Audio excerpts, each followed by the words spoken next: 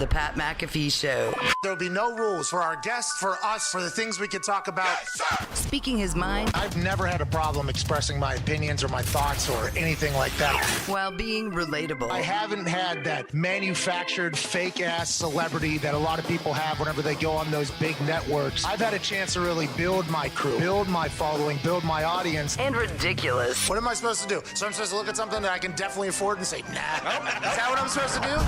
The Pat McAfee Show starts in 3, 2, 1. Good afternoon, beautiful people. It is Feel Good Friday, April 16th, 2021. Today's show is going to be a monster.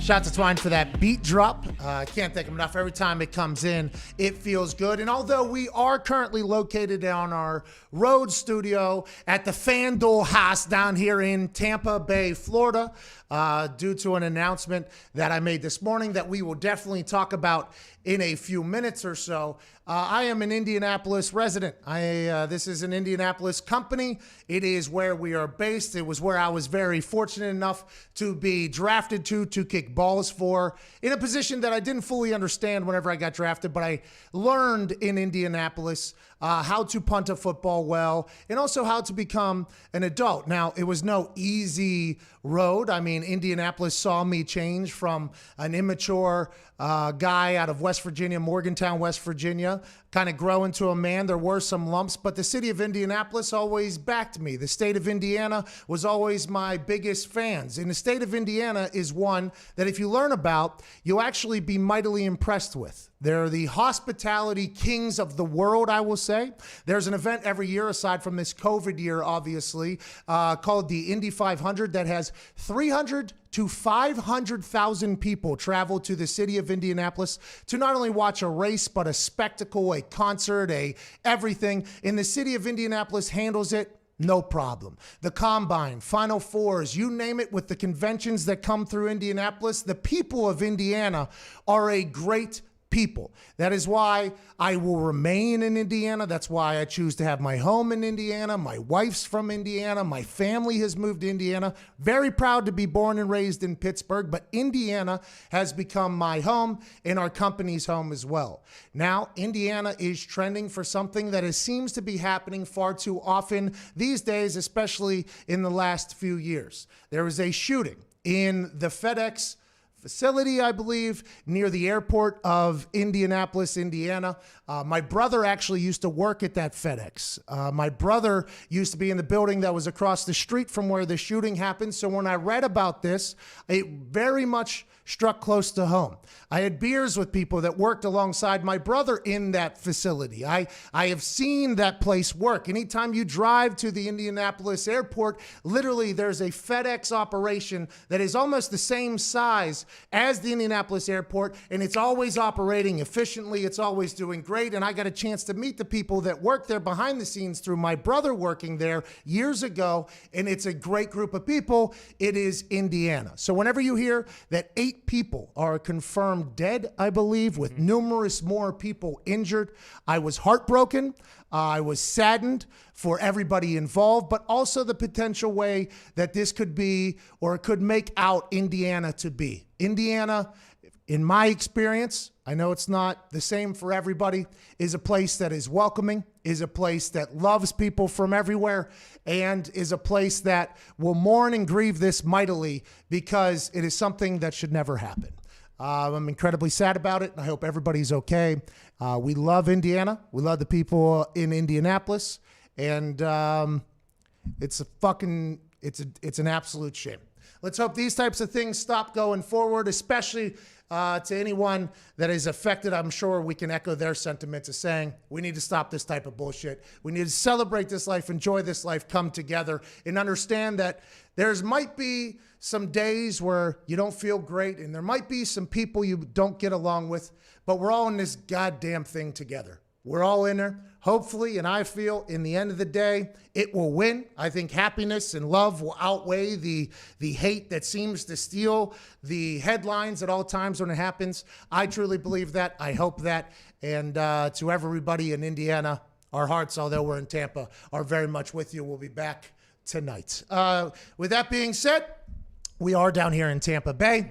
At Boston Connor's here. Ty Schmidt is here. Zito, Foxy, Mansuri are behind the screen there. And this morning, I made a rather large life announcement, boys.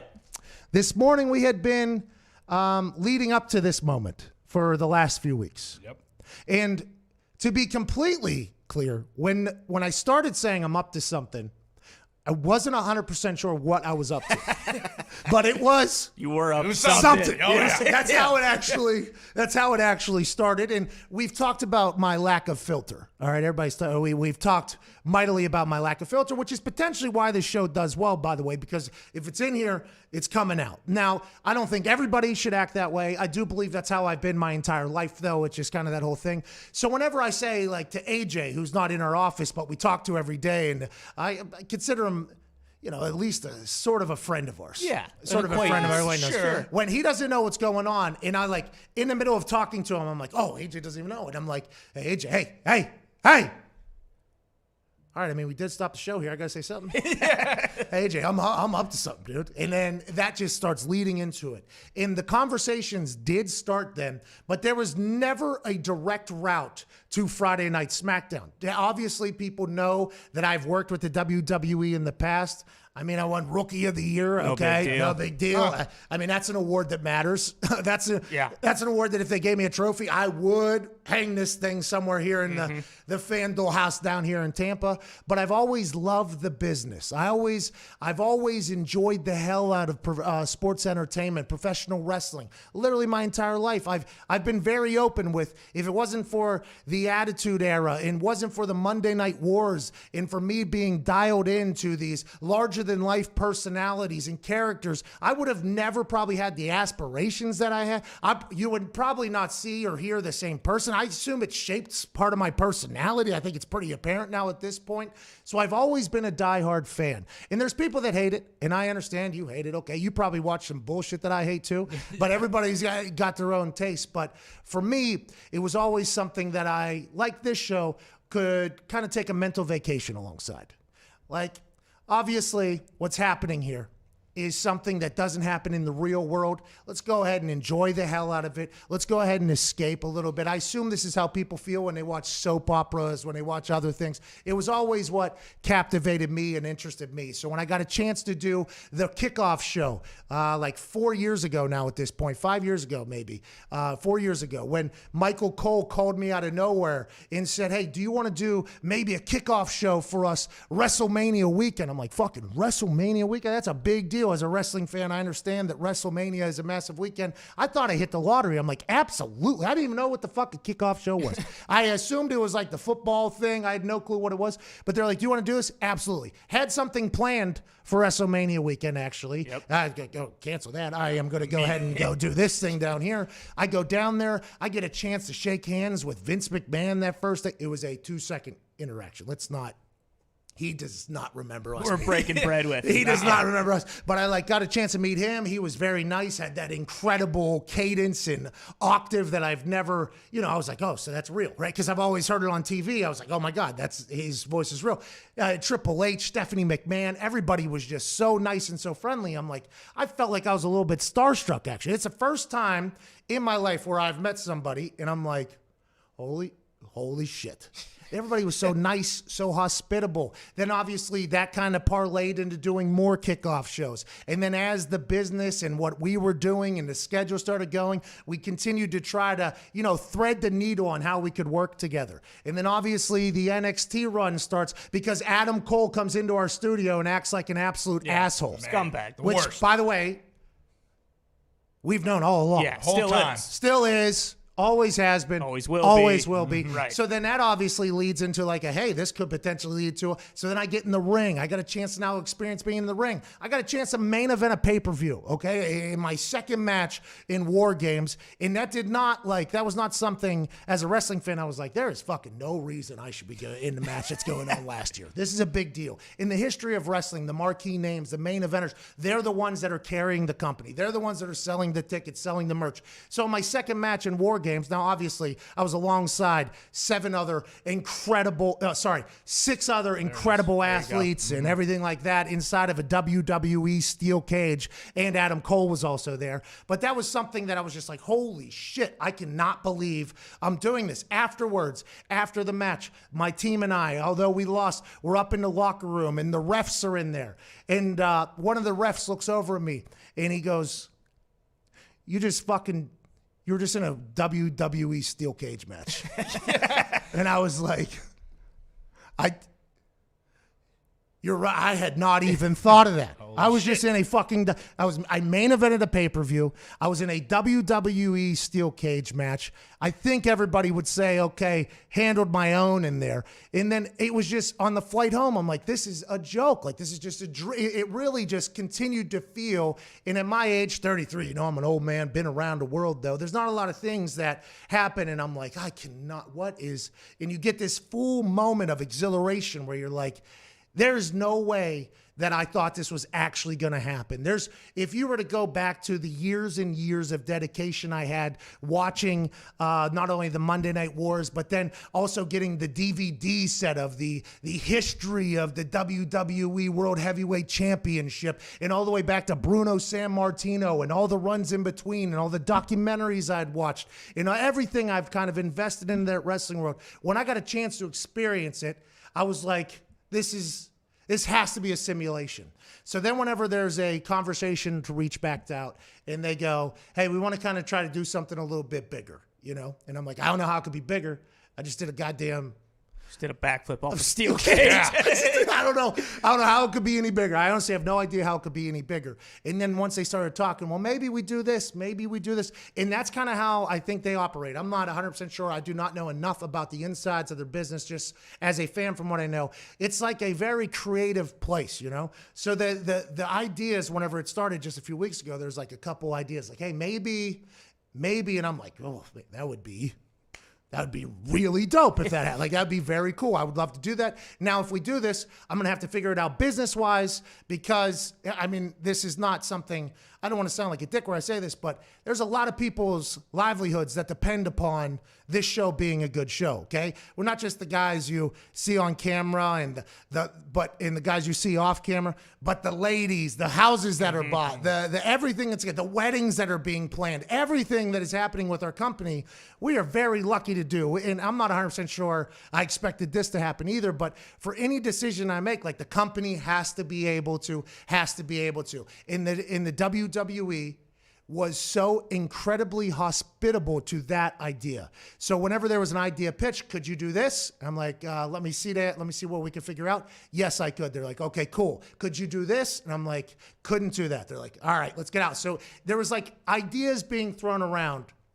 And when we landed on the Friday Night SmackDown analyst role on the commentary table where legends have sit in the past. Legends have sit where I am getting a chance. There's only two people that do it on that show. Legends have been there. Now, there used to be three-mans and everything like that on SmackDown, but I'm just saying I'm getting a chance to do something in a place that a lot of people I've looked up to for a very long time have gone to do, alongside Michael Cole, who is, the internet wrestling community doesn't want to admit this ever, but the greatest of all time. Now listen, I grew up in the Attitude Era, okay, so I understand the arguments that people have or whatever, but you're talking 20-some years of rarely ever flubbing a word. A word.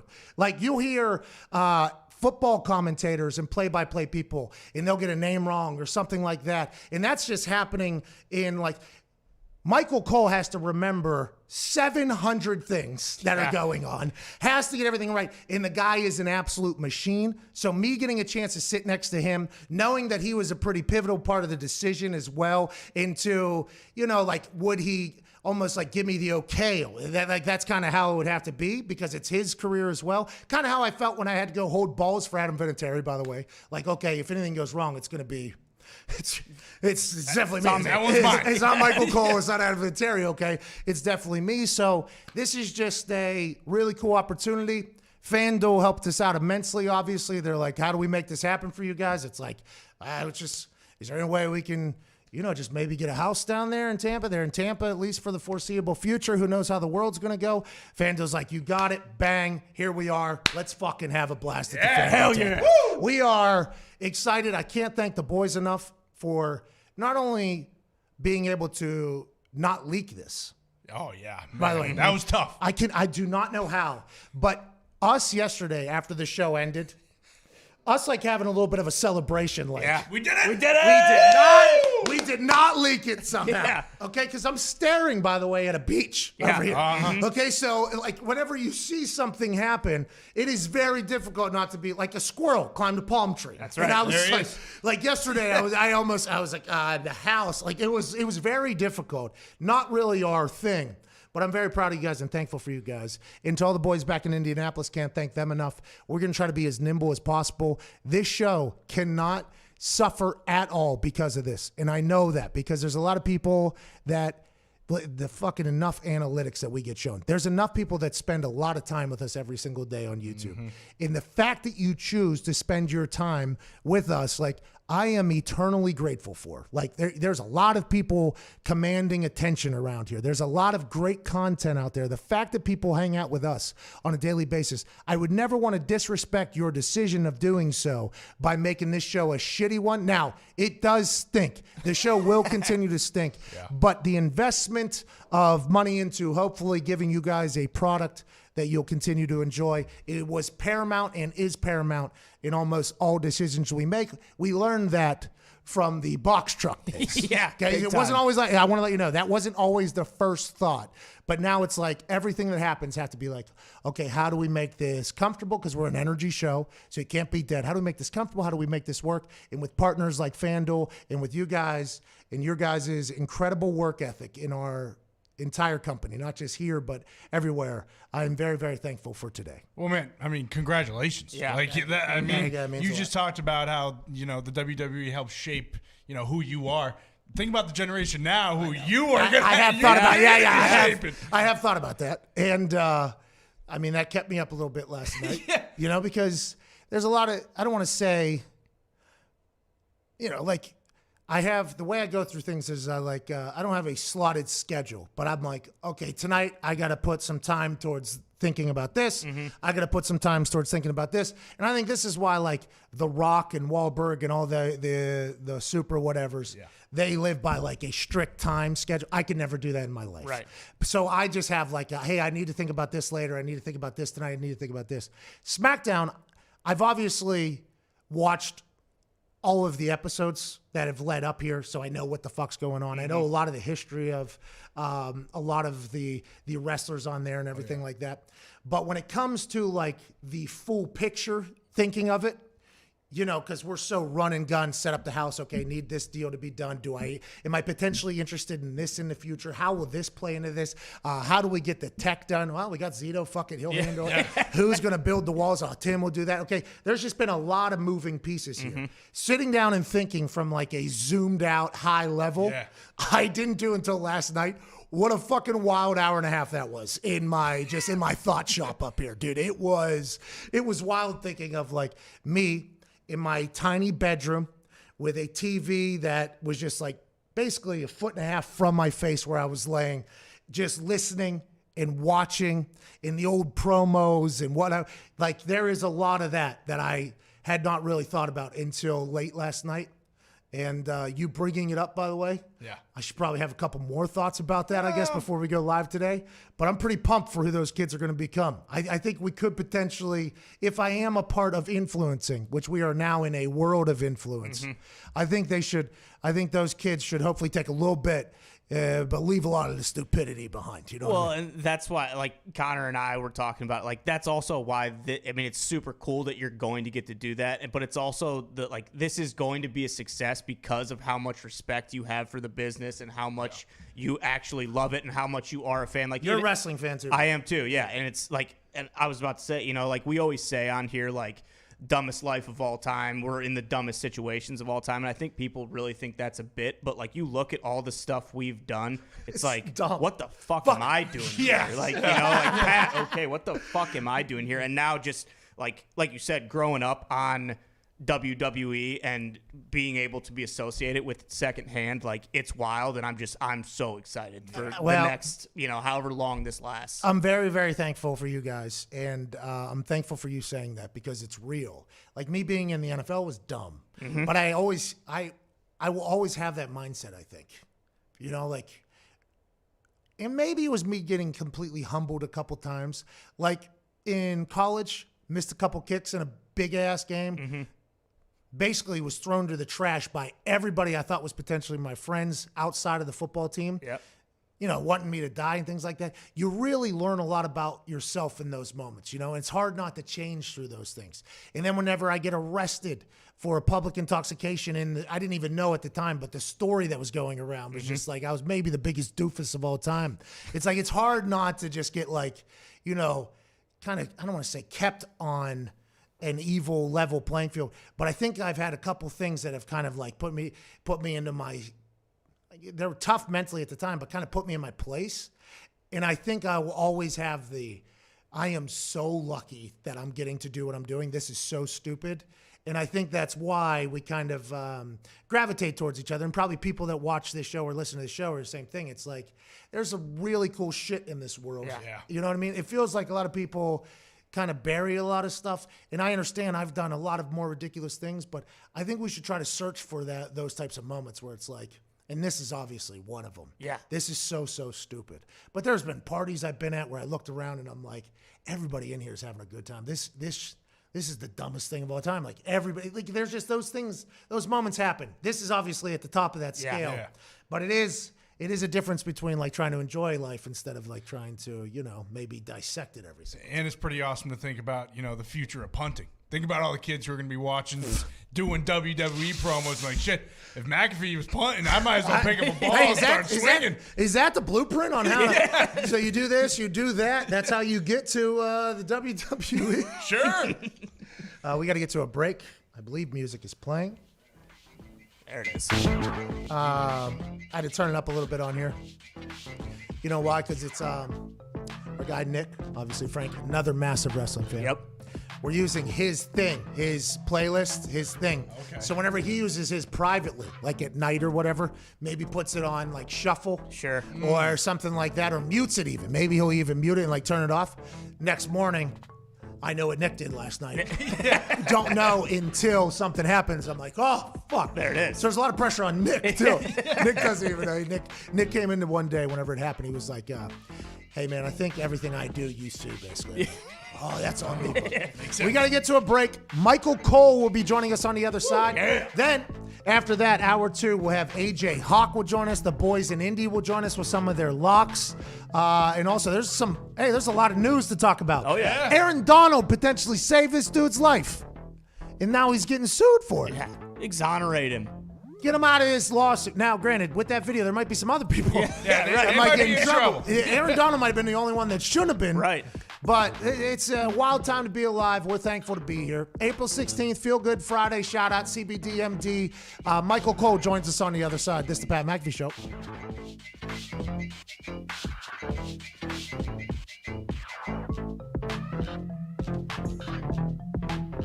Hey, AJ. I'm up to something, dude. I'm up to something. Pat sent me this video of him kicking. I knew something was cooking. Pat McAfee's coming out of retirement. Look at the swing. Pat still got it. I know Tampa's interested. I know Green Bay's interested. I know Pittsburgh's interested. I'm up to something. What does it have to do with? Mass Singer, maybe? If Monday Night Football. Pull up in the Honda, baby, we ain't got the top down. Parking lot of Taco Bell, I need a mild sauce now. You asking a lot of questions, looking like a cop now. Eat your chicken quesadilla, baby girl, and calm down. And I am officially up to something. It's got to be some kind of daily show. Guest host of Jeopardy. Could we expect a Buccaneers run? What about Thursday Night Football? You guys are the best! What is Pat McAfee up to? So far, pretty good show. Yeah, but, great. I've got some news for you. Pat McAfee, you're hired. Pat McAfee, you're hired. Pat, welcome to Friday Night SmackDown on Fox.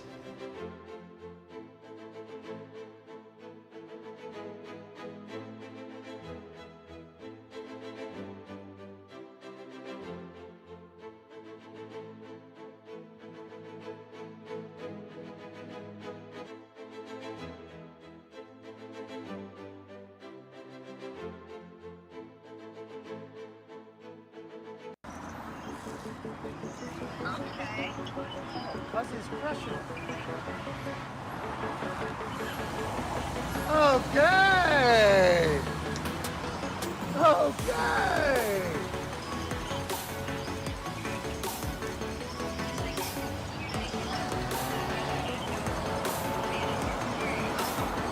Oh my God! Best sign spinner in the world!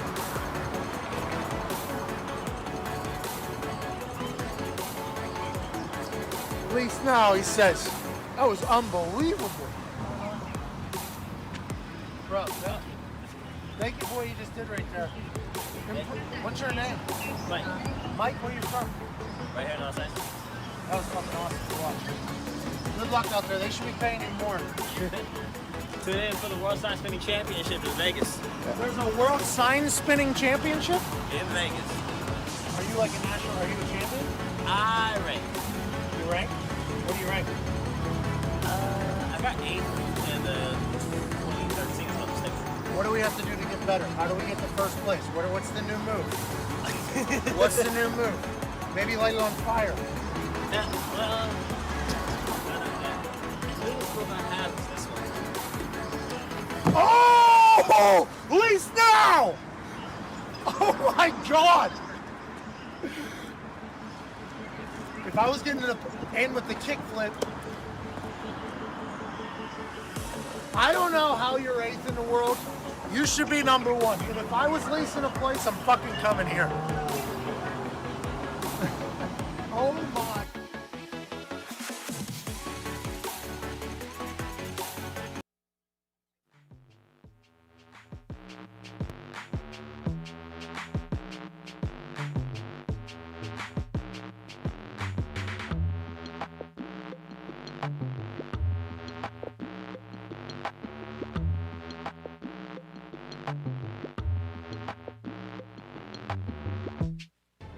This is the Pat McAfee Show on Sirius XM Mad Dog Sports Radio. We thank you for taking the time to seek out this small regional show that streams internationally. Here's Pat and the boys. Welcome back to that show. This is the first time this has ever happened. What? FanDuel sent us an ad to read. Oh, wow. Oh. So they want to take some things off your plate. You don't have to worry about what we're pushing or whatever, anything like that. We'll send you one to read. I said, I don't have to do that because I understand what you guys are. They're like, nah, we kind of want to take a shot at it. Coming to you live from the FanDuel house. Yeah. I want to let you know some of the reasons why FanDuel is America's #1 sportsbook. By the way, we would have done the same thing. Oh, yeah, for sure. Their app is simple to use. They've got great odds on all the different betting markets, even Chinese basketball. Yes. Unique bet types like the same game parlay, beautiful thing, and exclusive always-on promotions such as enhanced odds boost on the biggest events to let you get more action out of every game day. We would not have said it that way. No. Nope. We would not have said that. But you're right. Sometimes we can get locked onto one thing like the single game parlay because of how awesome it is. And they're like, nah, excuse me. Also, can we potentially Got some other stuff. exclusive always-on promotions such as enhanced odds boost and things like that. And if you win, they even get you your winnings safely in as little as 24 hours. Now, this is regulated. You got to remember the regulations on this. The money is checked. Your money will be safe. Now, there used to be an operation where you used to gamble with people maybe offshore because it was the only opportunity. Right. Now, it is not like that at all. Any horror story you have heard about somebody potentially not being paid out their money or their account being frozen or anything like that, with FanDuel, due to the regulations and the law being involved, you have none of those fears. Your money is secret safe, baby. Player props, futures, find whatever bet you're looking for as FanDuel has heaps of option. Live betting, which is beautiful, odds boosts and specials, opportunity to win big, and they give money away. Yeah. They gave, I think, 2 people just $1 million for betting on the app. Just for the hell of it. Right now, FanDuel is letting you place your first bet risk-free up to $1,000. Just place your first bet on anything, and FanDuel will refund you up to $1,000 back in site credit if you don't win. If you've never tried FanDuel Sportsbook, what are you waiting for? Go to FanDuel.com/McAfee to get started. That's FanDuel.com/MCAFEE. All right. Join us now, ladies and gentlemen. Greatest of all time at what he does. Wrestled at WrestleMania before. Oh. Now he is, I don't know what his actual name is. I guess I should learn that. Play-by-play, lead analyst. Just that guy who's been the voice of the WWE for damn near 3 decades at this point.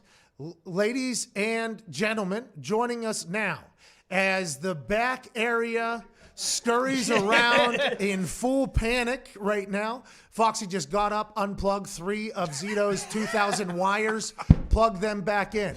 Zito's sweating. Mansouri is looking on very closely. Evan Fox, definitely sweating. Yeah. Knees weak. Arms were heavy. I mean, we're talking palms sweaty as he was pulling wires and plugging them back in. But I believe joining us right now, incredible firefighting back there, boys. Yeah. Just Well one done. incredible firefighting back there.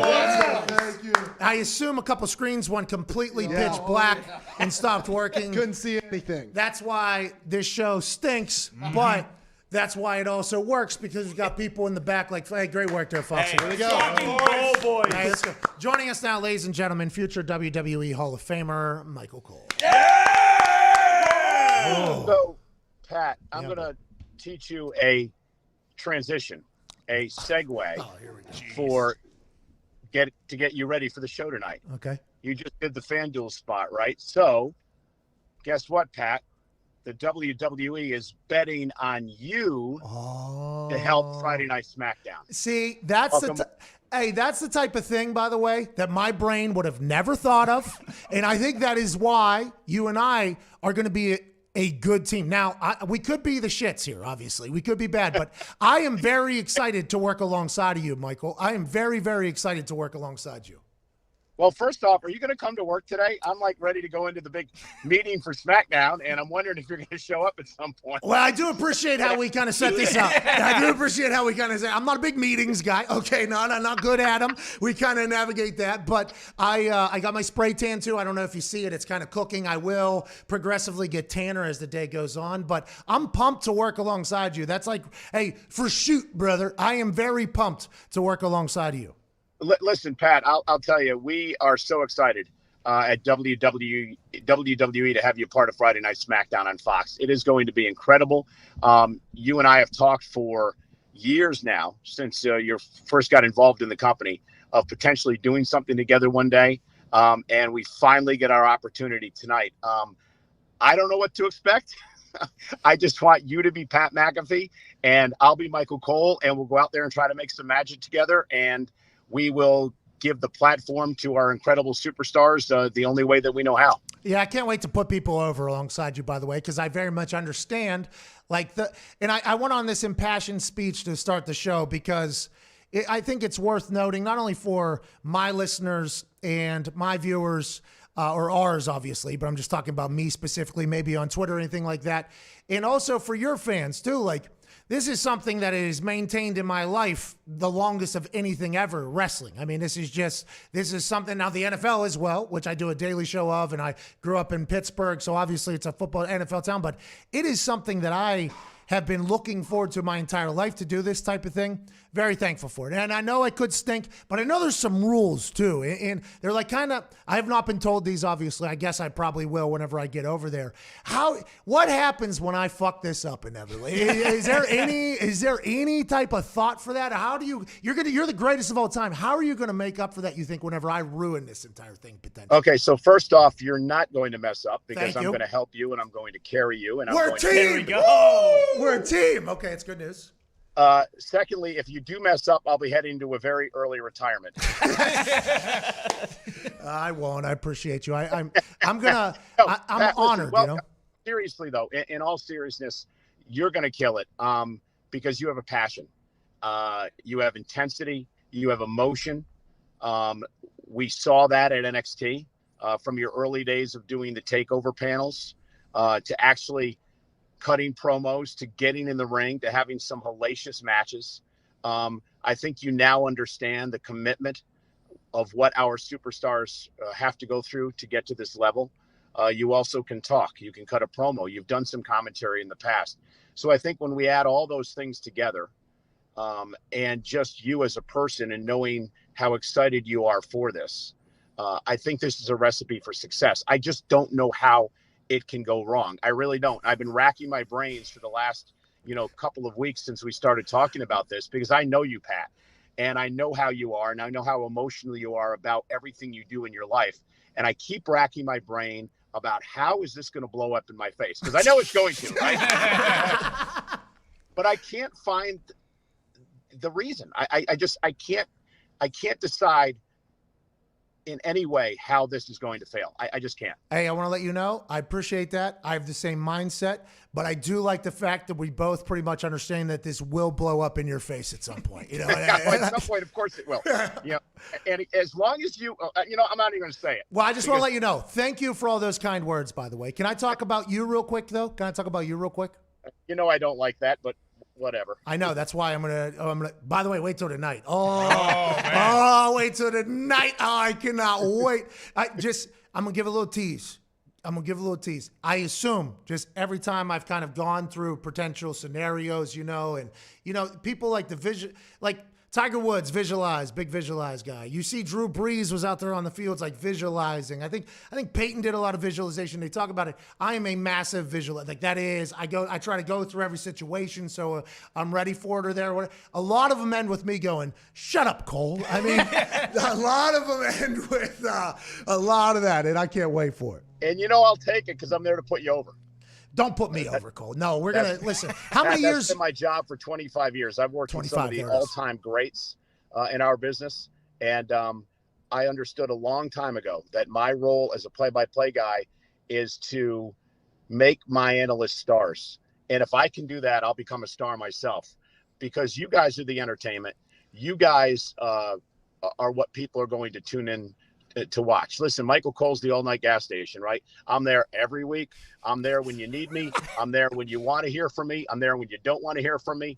I'm there to make you guys stars, and that's what I'm going to do. And we're going to be a great team for it. And if I can make you a star, it's just going to, hopefully solidify how good I am at what I do. Yeah, I mean, you're going to have to work hard for this one, pal. I mean, you've done that for a lot of people, but good luck in this. And that's, by the way, a lot of good hosts. You're obviously play-by-play commentator because that's what you're doing. And in the sports world, that is exactly how that would be titled. But you're a host too, man. The way you drive traffic and what you just said about passing the ball, I mean, that's like Greeny, right? Mike Greenberg, I think he's in like 4 Hall of Fames. He is Allen Iverson. He is just a ball distributor and do that whole thing. I like to think of myself whenever I'm interviewing somebody, I'm trying to do that as best as possible. And that's why I say that you're the greatest of all time, because you've done this for so long, while there is also potential absolute chaos going on actually in your brain while you're speaking via a headphone from somewhere else. I don't know how I'm going to be able to do with that whole thing, by the way, because I got to experience it a little bit with the kickoff shows and everything like that. But you having to manage potentially 4 different voices, including your own, in your brain while maintaining, without flubbing. Like, I assumed that you would have to fuck up. Like, you would have to at some point. You might have... No, but you might have went on a run for like 4 years where you did not skip a word somehow. It was impressive. Now, recently, recently there has been a couple conversation starters, but I mean, 25 years, your work is unbelievable. I'm fucking pumped about it, and I can't thank you enough. I think the boys have a couple questions for you now, though, too. Connor, what do you have? Yeah, Cole, obviously, I'm a stooge with a mustache, so my question for you is, when did you decide to go soul patch? Was it always something in your mind, or did that just naturally come about? I used to wear a goatee. I mean, if you look back at the old Michael Cole days, I had the frosted tips and the goatee, and I just trimmed it down to the soul patch. I don't know why I still have it. I'm a 55-year-old man. I should probably grow up someday, but I guess it makes me feel young, at least a little bit. Well, and you're in the wrestling business. I mean, you got to. What do you have, Ty? Cole, I'm sure you've answered this 1,000 times, but what made you ultimately want to come to WWE? Because you have legit journalism chops. I mean, you followed presidential campaign trails embedded in a war. I mean, shit, you could have been a chief of staff if you would have stuck around doing that. What made you ultimately want to, switch things up and go to the WWE? And have a soul patch at 55. So I've always been a WWE fan, of course, but more importantly, I was working in radio when I did news, and I needed to get some TV experience, and WWE had an opportunity for me to go in and do some TV. And I thought that when I started this job, I was going to be here for a year or two, and that was it. And that I was going to get TV experience, and I was going to go back, and I was going to be working at CNN or Fox or wherever, covering the world. And I got here and I fell in love with it. And I got a great opportunity in 1999 to become the voice of SmackDown. And like they say, the rest is history. And I'm, going to retire in this company. And I just really enjoy it. And bringing in guys like Pat gives me the opportunity to stay young, to try to stay at least somewhat hip and still enjoy this job. Yeah, well, you do an incredible job. And I completely forgot about it, like his legitimate journey. Weren't you in a river that was on fire? What was it? You were somehow you were like basically on the Titanic of the New Year's, and you were covering. What was it? What happened? So there was a fire in the ship channel in Houston. And I paid a guy like $50 to take me out in his little rowboat, and we got caught in the current and almost burned up. I took this the other way. But there's a great picture on the front page of the Houston Chronicle from that year of this little boat and these huge flames, and I was in there. But yeah, I mean, I enjoy doing that stuff, but I think I was born to do what I'm doing today. Yeah. And that's all Friday Night SmackDown. I would say 8:00 on Fox. Let's say maybe promote the show you're on a little bit. Okay, maybe maybe let people 8 Eastern, Fox tonight. The debut of Pat McAfee, the Universal Champion, the head of the table, is going to kick off the show tonight. Yes, hey, that's breaking news, by the way. Hey, we have tag team champions, Dolph Ziggler, Bobby Roode, defending the championships against the Street Profits, the former champs. And a lot more in store tonight, a lot of WrestleMania fallout. And, of course, the world is talking about the debut of Pat McAfee. No. Just a couple stooges on Ian. That's all that's happening. Cole, I can't thank you enough, man. You're the absolute best. Go to that meeting so, maybe we don't fail tonight. So can you give me a heads up on something so I'm prepared? Yeah. Are you going to wear shorts tonight? All right.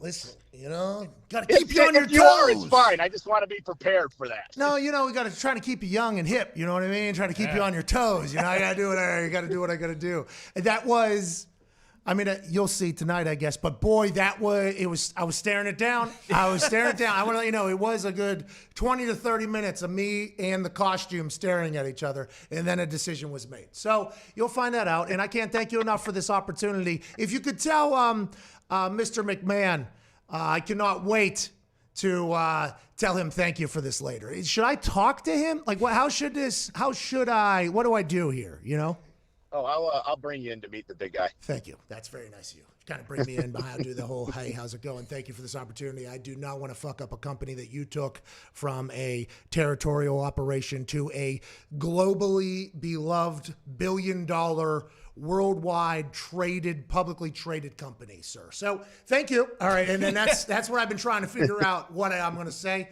That's where I fell on thus far. We can obviously brainstorm later. Ladies and gentlemen, Michael Cole. Thank you. Welcome to the show. Hey, thanks, man. Can't wait to see you. See ya. Hey, nice car, by the way. Yeah. Man. Oh, yeah. You're 25 years in WWE. You're going to have some fine leather behind you. Yeah. Gorgeous. Hey, Looks like it. He's a cool guy. When Ty said he literally has done everything. Yes. I think he was in Waco. Wasn't that one of the stuff? Yeah, he covered. Yeah. Koresh. There's women and children in there, brother. Yeah, he covered that. Desert Storm. He was out there. Yeah. Like he was on an entire campaign trail. I think it was Clinton, right? Yeah, and I think Dukakis, Michael Dukakis before that. And then I think he also covered like the Yugoslavian Civil War as well. Like he's done some crazy shit. And then he gets into the WWE and he's like, what do you want me to do? Oh, I got to remember how many hours worth of stuff? No problem. As long as I'm not going to get shot. Yeah, or people aren't shooting at me. Okay. No burning rivers. All right, sounds good. I think I can pull that off. Yeah. I think that's no problem at all. Zito, why don't we call the Indy office and they can give us their locks for later today. Okay. That'll be something we can get from the Hammered Down Boys now. We potentially we're going to do that in the second hour, but should definitely do it now. There's some things happening in the world that we should talk about aside from tonight on Fox. Not Fox Sports 1. No. Not Fox News. No. Not Fox Ocho. Nope. I'm talking about antennas on the TV, basic ass Fox. The Fox. Millions and millions of people watch that show every single week. Oh, yeah. Thought about that last night, too, for the first time. Yeah. You only got 6 channels. Fox is one of them. That's it. Yeah. That is it's right there. Mm-hmm. It's going to be crazy. Belichick has been talking a little bit about everything going on in the world. He gave a couple answers about, at their pick at 15, he alluded to the fact maybe he'll go up to 13, 14 if somebody they thought was maybe 6 or 7 is dropping. Maybe at 12, 13, he's still on the board, and you really thought he'd gone in the top 6, 7 picks. Then your question comes, do you try to move up and try to get that player that's fallen a little bit, or do you kind of wait and see if everybody else will drop, or is somebody else going to move up? So did he give away anything here, or did he literally say absolutely nothing, just basically talked about basic draft strategy? Yeah, no, he said absolutely nothing. I mean, yeah, if one of the players that was ranked in the top 5 might drop to the 10, yeah, who isn't going to trade up for that guy? So, no, he's just stirring the pot. And also, happy birthday, Bill Belichick. Happy birthday, Bill. Happy birthday, 69 years old today. Looks like 30. Looks like he's fresh off of his first 2 Super Bowls. Oh yeah, looks good. How many rings does he have now? I believe he has 8. No, I think he has more than that, doesn't he? Because he had one with the Giants, 1 or 2 with the Giants. Oh yeah, with he's Parcells. 8 rings is the name of that belt, and then right? 6 with New England. Yeah, got a few. Happy birthday, man. Happy birthday. He also talked about the quarterbacks being interesting in this class, and the thing about the quarterbacks being interesting is that. Does he say that about everything? Like he's being forced to answer questions. This is like when quarterbacks are asked if they think they're good or not at football.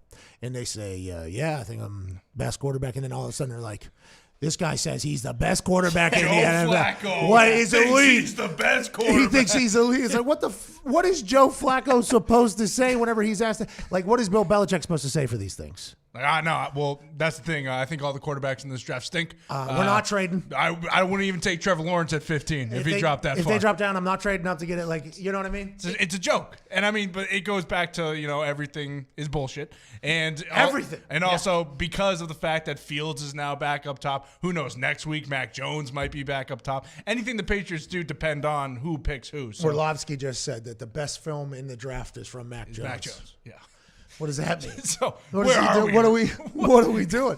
Is Trevor Lawrence still in the draft, or are we talking without Trevor Lawrence? Because if that's the case, is Trevor Lawrence potentially in jeopardy down there in Jacksonville? You already got the playbook. What are we doing? Do you think we're going to end up seeing where like the first 5 picks are quarterbacks? I feel like it's starting to move towards that, where it's going to go, and then someone who didn't think or thought they'd be able to get someone else is going to panic, and they're going to have to move up to 5, and it's just like, all right, fuck it, we'll just take whoever's left. Yeah, I wonder if the outside noise is trickling inside at all. I wonder if it's a similar thought by us that's happening with them, Like, is everybody thinking if you don't go get a great quarterback now, you won't be able to get one? Mm-hmm. Is there a chance that every team that was potentially in an alleged massive quarterback market, although only a few moves really happened, are they all going to go and make moves for it? I don't know. It feels like every year there's a bunch of talk. Every year it feels like that potential. This year even more so hyped, and we talked about this because the more eyes and people that are covering the sport, the more the speculation and the more moves that are potentially happening with maybe more active and younger GMs. There's more speculation of what else could happen. But I will maintain, if you like a guy, go fucking get him. You have no idea what those future draft picks are going to become. If you think they're a good player and you got to sacrifice a 2 and a 3 next year, who cares? If you think you got a guy, go get a guy. But I'm not a big, you build your team through the draft guy anyways. Go give me a free agent that is proved he can play in the men's league. It'll be interesting to see what happens with Mac Jones, too. Yesterday, his odds go down after Justin Fields' pro day. Today, Orlovsky says he's got the best tape out there. Like, is he maybe going 2 now? By the way, are we, I think the reason why we get so upset with people saying things that aren't necessarily the smartest, it's because, like, we look upon them, like Orlovsky, we look upon Orlovsky. Take it as gospel. Hey, listen, we're going to watch the film that you're talking. I listen to what Orlovsky says, and I go, okay, that makes sense to me. You know what I mean? Like, okay, that makes sense. Some of them I'll watch, and I'll be like, Dan, stretching here. Yeah. You can't do this one. But a lot of them are like, that actually makes sense. I respect it. So whenever he drops in with this type of thing, it's like, what the hell's going on, Dan? Where's this been all along? And why didn't he say this yesterday? Why haven't we got this like 2 weeks ago whenever we were in it's just, Dan Orlovsky's he's probably evolving and learning as well. Yeah, sounds like it. Speaking of learning and evolving, let's talk about a show that is live every single day at 4 p.m. at youtube.com/Hammer Don.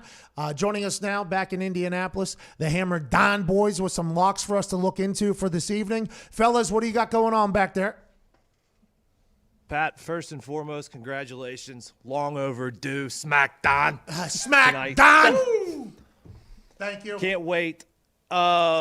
So, I was looking at some things this morning, and I was like, Tony, you went 5-1 yesterday. in baseball. It's pretty good. 33-18 on the season, plus 12.5 units.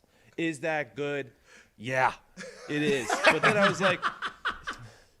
was like, enough about myself, Pat.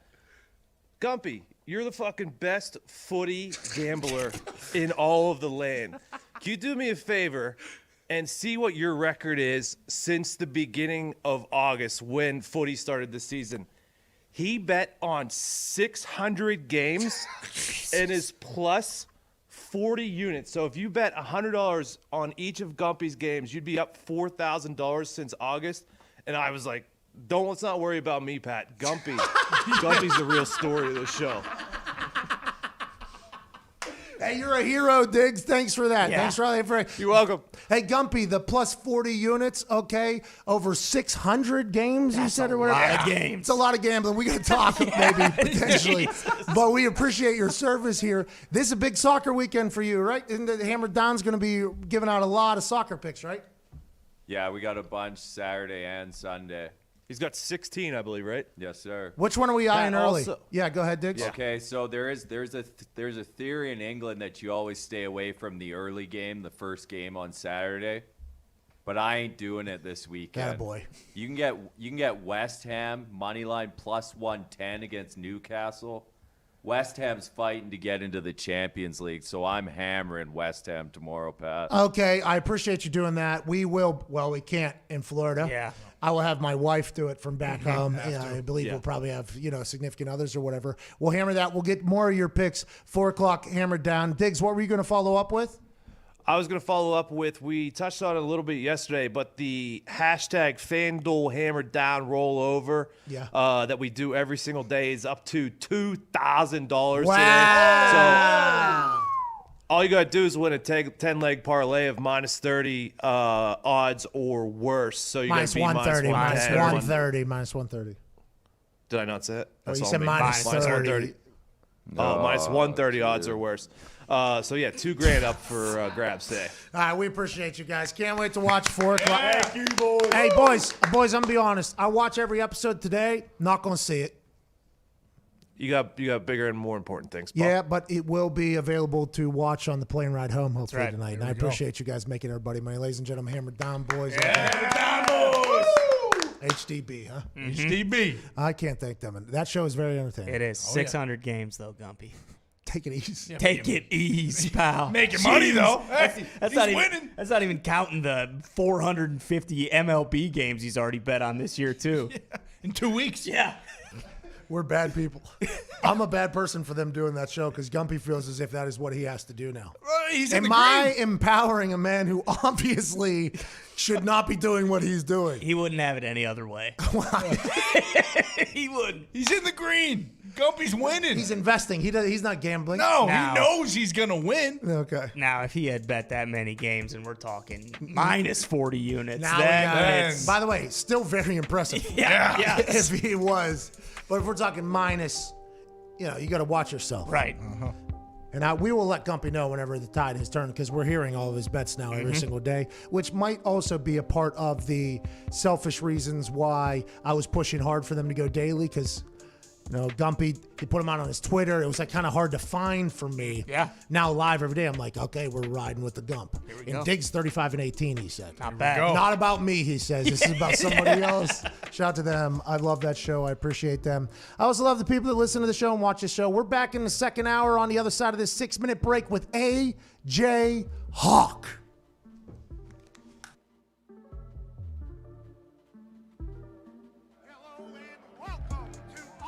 Championship Wrestling live in Indianapolis, Indiana. Tonight we have a straight to hell match in which the devil will battle against our office wrestler, Dylan Boston. You might be wondering how we got here. Let's find out right now. And now we have to make a deal with the devil. Yeah, no big deal. Classic trial by combat situation. We got our champion, Dylan Bostic. All he's got to do, win the match, 1, 2, 3, and we're home safe. The only man that would take the job to protect us from the devil himself, Dylan Bostic. Like you mentioned, Pat, there's probably about 5 or 6 other guys we'd rather have in this position. But we'll take Bostic, I guess. Not only are all of our souls on the line. The Office Championship Wrestling Championship, presented by Natural Light, is also on the line. Jesus, the devil's trying to put Bostic right to hell! I do not want to go to Good God, hell! no! Don't do Good it! God, no! Come on, Bostic, man! Oh, no! Oh, my... I'll see you in hell, Pat. The goddamn Easter Bunny's out here! What the hell's he doing here? The Easter Bunny is obviously here to help Dylan Bostic. Wait a minute. No! Oh, no! The Easter Bunny's been on the devil's side this whole time. Jesus Christ! Jesus Christ! Jesus What the hell's Christ! Jesus Christ doing here? The power of Christ is compelling Dylan Bostic. Look at this, Pat! Jesus Christ is bringing Bostic back to life! Jesus is going insane! And now Bostic's kicking wholesale ass in the ring! Jesus Christ has come to help Dylan Bostic defeat the devil and defeat the Easter Bunny. What's gonna happen here? Good God Almighty, it looks like he's going up in the scissor lift! Jesus is lifting the scissor lift. Jesus is now telling Bostic to come down. Don't do it, Bostic! Don't do it! Oh my God! Bostic's dead! He's dead! You can't tell from home, but that scissor lift is about 8 stories up, Pat! 80 feet in the air! Oh, wait! He's tuning up the bed! The devil! Super kick! Into the casket! The devil goes down! The devil goes down! Jesus shuts the casket! And Straight back that's to hell! The devil goes straight back to hell, where he belongs! With the assist from Jesus Christ of Nazareth! Dylan Bostic saves the PMI office's souls and wins the OCW Championship right here on our first OCW Straight to Hell. Today's event is me versus a Carolina Reaper pepper. A pepper that has what? 2.2 million Scoville on average. I think it's pretty much the hottest pepper in the world. In comparison, a jalapeno is 6,000 Scoville. For every second after it is in my mouth, I don't grab this milk. We'll give $25 to a random person in the comment section right now. $4,500 feels like a good amount to give away, though. And that'd be 3 minutes. This is going to be a long 3 minutes. That's redder than devil's dick. That crunch. How we doing so far? Doesn't look too bad. I should have taken a drink of water beforehand, though, because I think I had a dry mouth. I had a little cotton mouth. Oh. Oh, okay. Once the hiccups start, I think you're just about done for. What's your biggest regret in life? Do you have 2 more minutes in you? I think it's just starting to hit like the peak. The curve on this thing is just starting to go up. You are handling this much better than Bill did, though. You are, yeah. Billy Tubes was puking 10 seconds in. 130. 130. It's burning my esophagus. Do you feel like you're going to puke? Oh, I do. And that milk looks ice cold, too. No! Beer that broke my heart. Hey, one more. I'm getting lightheaded now. Yep. Now we go. Now we go. 8, 7, 6, 5, 4, 3, 2, 1.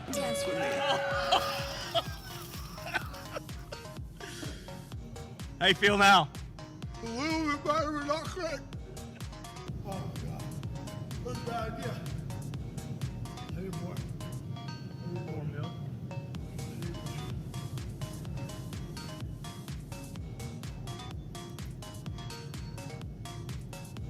Oh, God, God.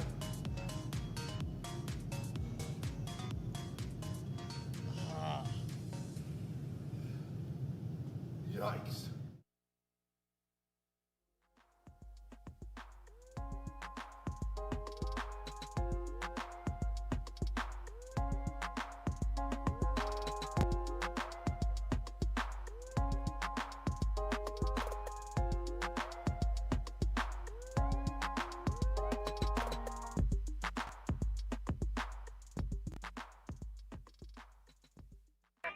The Pat McAfee Show. There'll be no rules for our guests, for us, for the things we can talk about.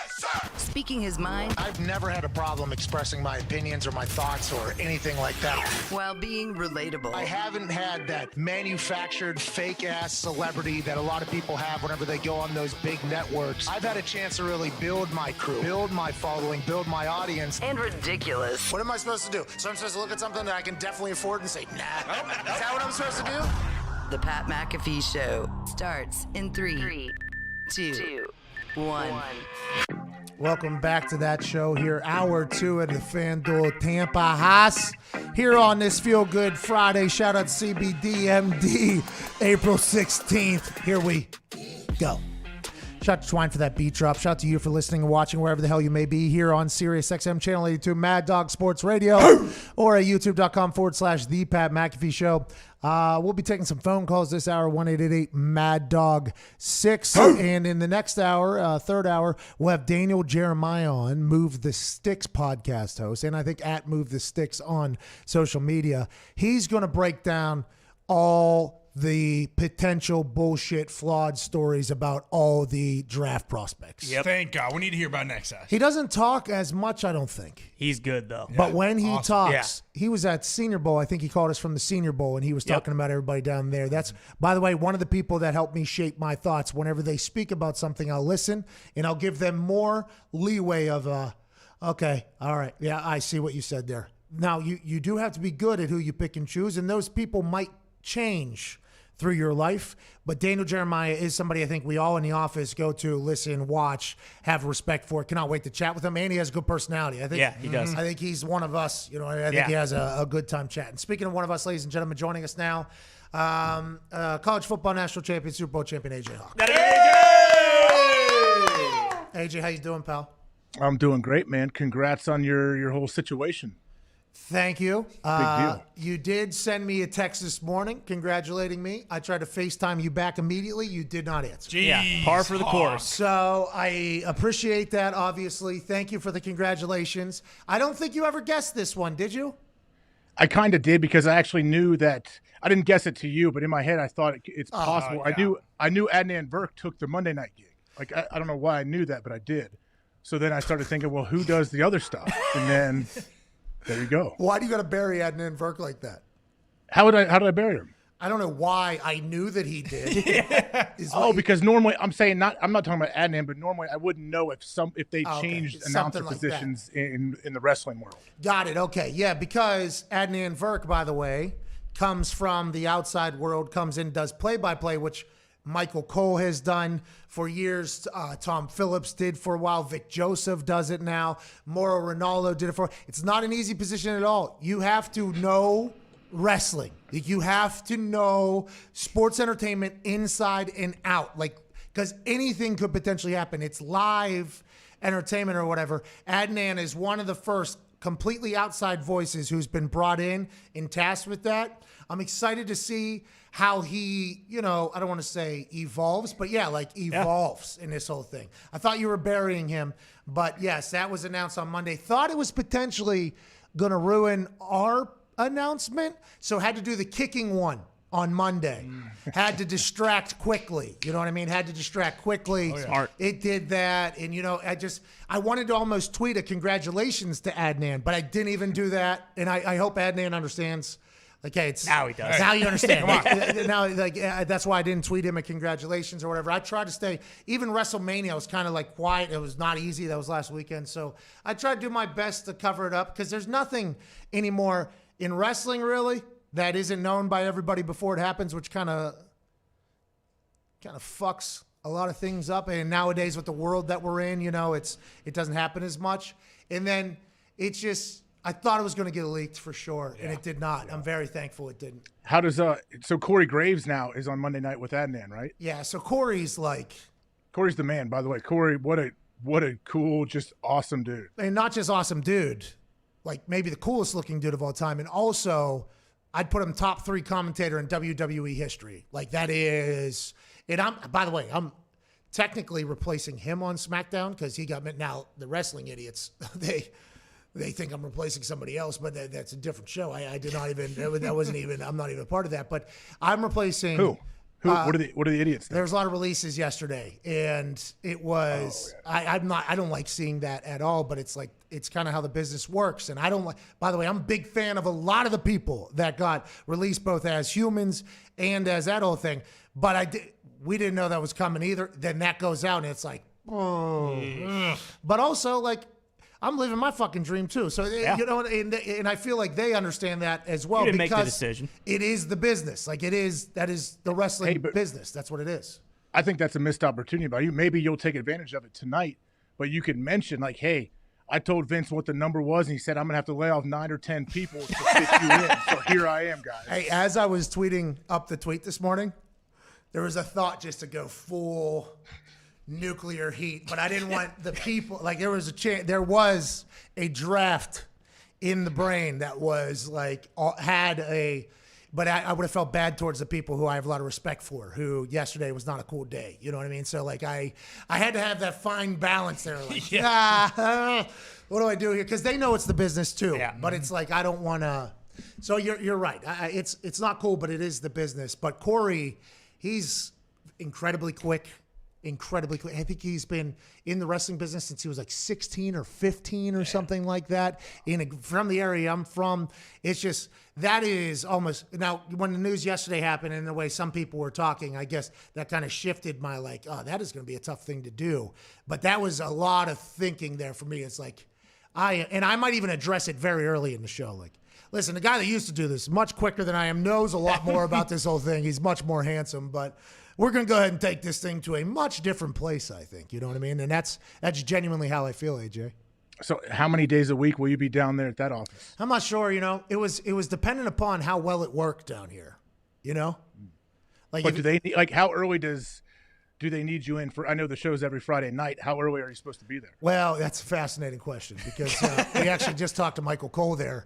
He's got to go to some meetings here today. And I am incredibly bummed that, you know, we can't, you know, tag team those things too. Me and Vinatieri, by the way, used to sit together in all those terrible meetings, and it was a team effort to get through them. Like all the meetings, it was a team effort to get through. So I do feel bad about that. But they were very adamant about not interrupting anything that we have because I think they have, you know, because that company, family business, although it is globally billion-dollar, publicly traded, has become, you know, this whole thing.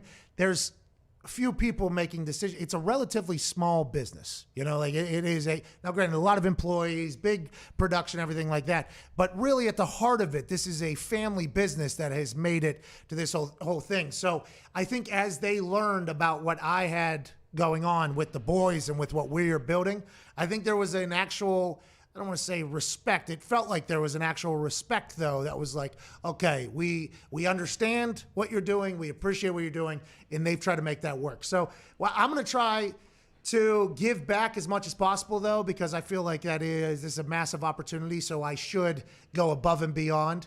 But I do appreciate what they're thinking. Now, we do have a house down here. It's only like it's going to be a drive, but it's only a little bit. I'll head over there afterwards. But they had a lot of respect for that through this whole process, and I'm very, very thankful for it.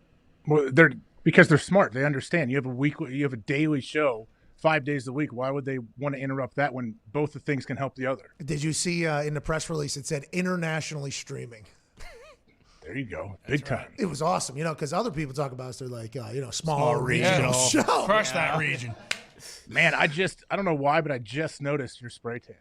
Oh, just now? You could tell? That is did you get your face a different tint than your body? No, you just got to remember my face is always a different tint. And the issue, I think, is the particular bed I got in, it did feel like it was spraying a bit light. And then when it got to my face, it sure felt like a lot more than the rest of my body. It was like a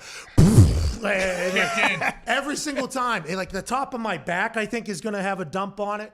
I had to go to like 3 different tanning places, though, this morning because they were all packed out, and I couldn't get the tan yesterday. That would have given it away. Yeah. So I had to get the tan this morning. Me and Ty had to go drive to a couple places that are packed. I get to the final location. Could get right in. Yeah. Could get right in. It was very nice, you know what I mean? But it did feel like a much different spray than I am used to. So what you're observing there is probably going to be accurate for the next 2 weeks now with how heavy the spray tan is. Yeah. Well, it doesn't really matter, though. You're not You're not taking your shirt off, are you, to be a commentator? Who knows? Am I just commentating? Okay. By the way, there's no reason for me to start the podcast. Well, but you're right. There's going to be no shirtless me tonight. There is no chance of a shirtless me tonight. Let's talk about some things happening in the world, shall we, AJ? Let's do it. Did you see the Aaron Donald video? Dude's been exonerated. I mean, it seems like it, right? From that video, he absolutely looks like he helps the dude. And did he knock the guy out off camera or something, or what? Well, so I think, what had happened is old buddy did get beat up. Now, this video... Dude was getting kicked in the head, it looked like, right? This video is good for Aaron Donald. There's potential some other people that might catch some ricochet bullets from this whole thing. Now, I don't know how they'll be able to clearly depict who's who in this whole thing. We should also talk about the guy that was able to pull Aaron Donald away. Yeah. Colts should fucking hire that guy. Immediately. We need a left tackle. And if he can just pull Aaron Donald off a guy. But I think Aaron Donald potentially in that video is the only one that should not have gotten sued. But speaking of being sued, this is the south side of Pittsburgh in an alley behind the south side of Pittsburgh at 3 a.m. So I think a lot of people immediately think, like, there's a chance this type of thing could happen. But this guy getting kicked in the face, punched in the face, very, very scary situation, obviously. Hope he ends up to be okay. It looks like he is. His eye was hidden for probably the next month or so or whatever, and his arm was in a thing. But I feel like Aaron Donald was the only guy that should have got sued. Now, there might have been more. There might not be this whole thing, but it feels like somebody was like, oh, that was Aaron Donald's crew. And he's like, well, one eye, I guess. Yeah, it was him. I saw him. He hit me. And then, he hit me. So I don't know how this is going to end, but wild time to be alive. Aaron saves a life. He probably felt like in the car ride home after that. And I don't know if they still stay in Penn Hills, which is East Hills of Pittsburgh, about probably a 10-minute drive outside of probably where they were, 15-minute drive outside where they're. On the car home, Aaron was probably like, man, you guys, like Aaron was probably telling, like, you guys we can't be doing that type of whatever. And then he wakes up the next morning, he's like, I fucking told you, we can't be doing that type of. It's like, I feel like I'm happy that the entire world is under surveillance now at this point, though. Yeah, I think the video, who knows what happened before or after, but that poor kid got jumped. He's getting kicked in the head and hit by multiple people. What a scary situation for him. They're saying, I'm not even going to say it, but it's being reported that this potentially lingered from somewhere to somewhere. Somebody wasn't happy. There was a potential. And then they're saying there's always going to be more. And who knows which one is right. But whenever I heard that, the initial report was that he bumped into him. Yeah. And then Aaron Donald snapped. Yeah. And then now, I don't know how that would have. Pretty clear that was not. And it was not at the Boom Boom Room. It was on the street. So I don't know. I wonder if that guy is learning just now of what actually happened. Could to him. Yeah, like thanking Aaron Donald, because without him, those guys might have just kept going. 3 a.m. Okay, there's a chance that old buddy does not remember, especially with what happened. I wonder if that video came out and he was like, oh, I was talking about this shit. There was actually another. There's probably going to be more that comes out of this whole thing. But once again, I can't stress this enough. Pittsburgh Southside, 3 a.m. There's a chance that's going to happen. And if you ever travel, you just got to know that you got to keep your head on straight. I'm not saying it's right. Okay, I'm not saying it's right. I'm just saying you are in an area where there is a lot of booze and a lot of people that are very like-minded, and that's just kind of how it happens in that game. But happy the guy's not dead, and it feels like Aaron Donald's a hero in this whole thing. Hope he gets that thing dismissed soon. Mm-hmm. Bill Belichick talked about his moves in the drafts. Did you read this? We talked about it earlier. It's Bill Belichick being forced to answer a question and giving absolutely zero information, but people quoting it and running with it. Everyone quoting it and running with it. Like when I click on this to read, I'm like, oh, Belichick, did he say something? Me and too. Then I read it, I'm like, no, he was Belichick's. Okay, this is what I expected. Normally something will happen, and there can very well be a player that don't expect to be there, or maybe there's a couple spots, maybe a 12, 13, he's still on board. You really thought he'd be gone in like the top 6, maybe 7, 8, maybe 9. Then the question comes, and you try to move up and try to get that player that's falling a bit? And that's basic draft strategy, I think. And what I just told you was a bunch of sentences that absolutely mean fucking nothing. That's basically what he did there. That's basically what Bill Belichick did. The only thing that went, that got a lot of traction was him telling the guy that we don't care about your feelings or if you don't feel good. I didn't see that. Oh yeah, we don't want to hear your complaints anyways. Yeah. To who? To this reporter. He's like, hey, how you doing, Bill? Bill said, good, how are you? He's like, I can't complain. Bill says, "Yeah, well, good. We don't want to hear him." It was awesome. Sitting on that. Yeah. Oh, he's just sitting on that. Why do people always say can't complain? We don't want you to. Nobody, like, even if you can complain, why are you announcing that to me? Don't got time for it. He's had deep thoughts about how people answer, like, how you doing? Oh, how you doing? Good. How you doing? Like that. He probably has entire theories on all of those answers now. And how many of those has he sat through? Oh. Where it's like before the season answering questions about stuff where he's going to give no answers. Oh, am He popped himself big time with it too. He started laughing like right after. Did he grab the water, or did he? I don't think so. Oh, I no. think it was just like Let it eat. We have an announcement from the ever-evolving NFLPA NFL situation with the virtual off seasons that happened last year due to Uncle COVID coming around and forcing everybody into a virtual off season, and veterans got a chance to experience life even more so away from the facility with their own personal trainers that they probably pay six figures to in some cases, at least a good amount of money. They've worked with, they worked alongside. The schedule is differently. Now players want that offseason to become the regular. There's no CBA negotiation for like another 7 years at this point, or 8 years at this point. So now they're trying to figure out how to come to an agreement. The NFLPA has made statements on behalf of 5 teams thus far. I think the 6th, maybe 7th team, just like Bill Belichick, 6, maybe 7, are the Pittsburgh Steelers. So after the Tampa Bay Buccaneers recently come out, now the Pittsburgh Steelers, one of the most storied franchises in the history of the NFL, in a city that revolves around blue-collar hard work, and also in Pittsburgh, a lot of unions.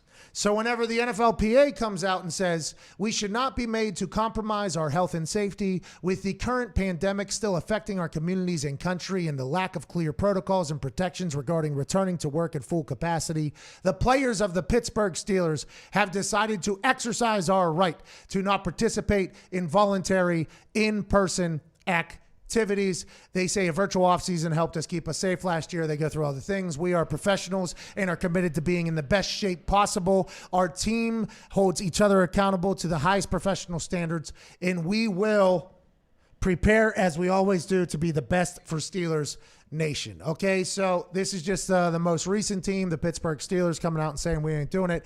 Now, the Pittsburgh Steelers, the players of the Pittsburgh Steelers have decided to exercise our right to not participate. This is April 16th. The draft's April 29th. Ooh. What's going to happen with these kids that get drafted, do you think, AJ? They're definitely going in for OTAs, aren't they? You would think, right? In the Steelers is different than, I don't know who whose announcement yesterday said the majority of their players will not be going back to Steelers. Patriots. The players of the Steelers. So that's saying to me, like, hey, we don't want anyone going in. Did the Raiders? I don't know. The Raiders didn't come out, did they? I forget. Yesterday we read one. Are you talking about the many? They said many of our players? Bears. Yeah, many or majority of our players will not be attending. Yeah, and I thought it was going to be, by the way, a little bit of a spiral into softening the announcement by every team to join part of it when it said many, then some, and then a majority of our players. Pittsburgh Steelers just came out and said the players of the Pittsburgh Steelers ain't doing it, okay? And I've been told now, my sources have told me, that a lot of very, very important people in the locker room of teams have come out and said, this is the first time in a long time we have a chance to potentially have a little bit of say in some things. We should think about that accordingly. I've been told that by a couple different places, by players that say, like, all the teams are talking to each other, and they're like, hey, there's been some real guys that have come into the chat. Maybe we're sitting quietly during either the Zoom call or whatever, and then have just dropped in and been like, you know, we should actually think about doing this. We should actually think about this. So this is potentially something where the players, I don't want to say are feeling empowered, but maybe this is the first time where players actually think that they can all rally around something. History has told us that's not probable, but maybe this is the thing that'll get changed, and it'll be for the betterment of everybody. I think you're right. It's the players union thinking that they, I don't know, are doing something to kind of further what they can do and solidify themselves as a union and try to take some power back. But I mean, I don't know if they would ever.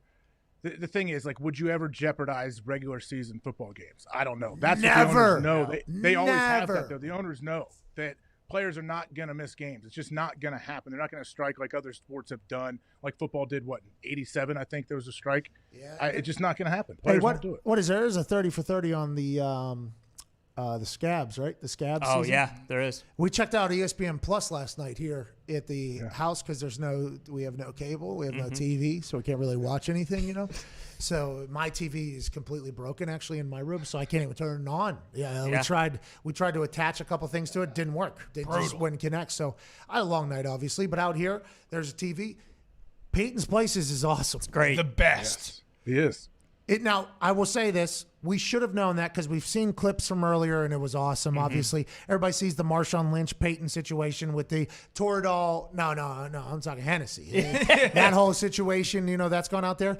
But those are very fucking well done. Yeah, they're incredible. They're like documentaries being made. His Letterman. Did you watch his Letterman episode? No, we checked out last night Marshawn. We watched Marshawn. Bill Clinton Bill with Clinton. like the invention of the forward pass is awesome. At the University of Army or whatever. The Letterman episode is good. I went on and watched it, and I've always had a ton of respect for Peyton, but how quick Peyton is, he was going back and forth with Dave on all these little bits and things they were doing at Ball State's football practice. I was like, I can't think of another athlete anywhere that could hang with Dave Letterman like Peyton could. Like, he's super quick. Yeah, and also the thing about him is he's so good at football. He was so good at football, right? Yeah. So good. So everything he says, his name is synonymous with the NFL. So it's like, okay, this is Peyton fucking Manning doing this right now. And literally that's what people called him in Indianapolis. They were sold shirts that were like, it's Peyton fucking Manning, dude. Like, that's kind of how you do it. So I should have expected it to be good. But then you watch an episode, executive producer, first name, Peyton Manning. That's what surprised me. So it's like, okay, so this is actually like his ideas. Like, he's actually putting the storyboards together. The clips from NFL Films, by the way.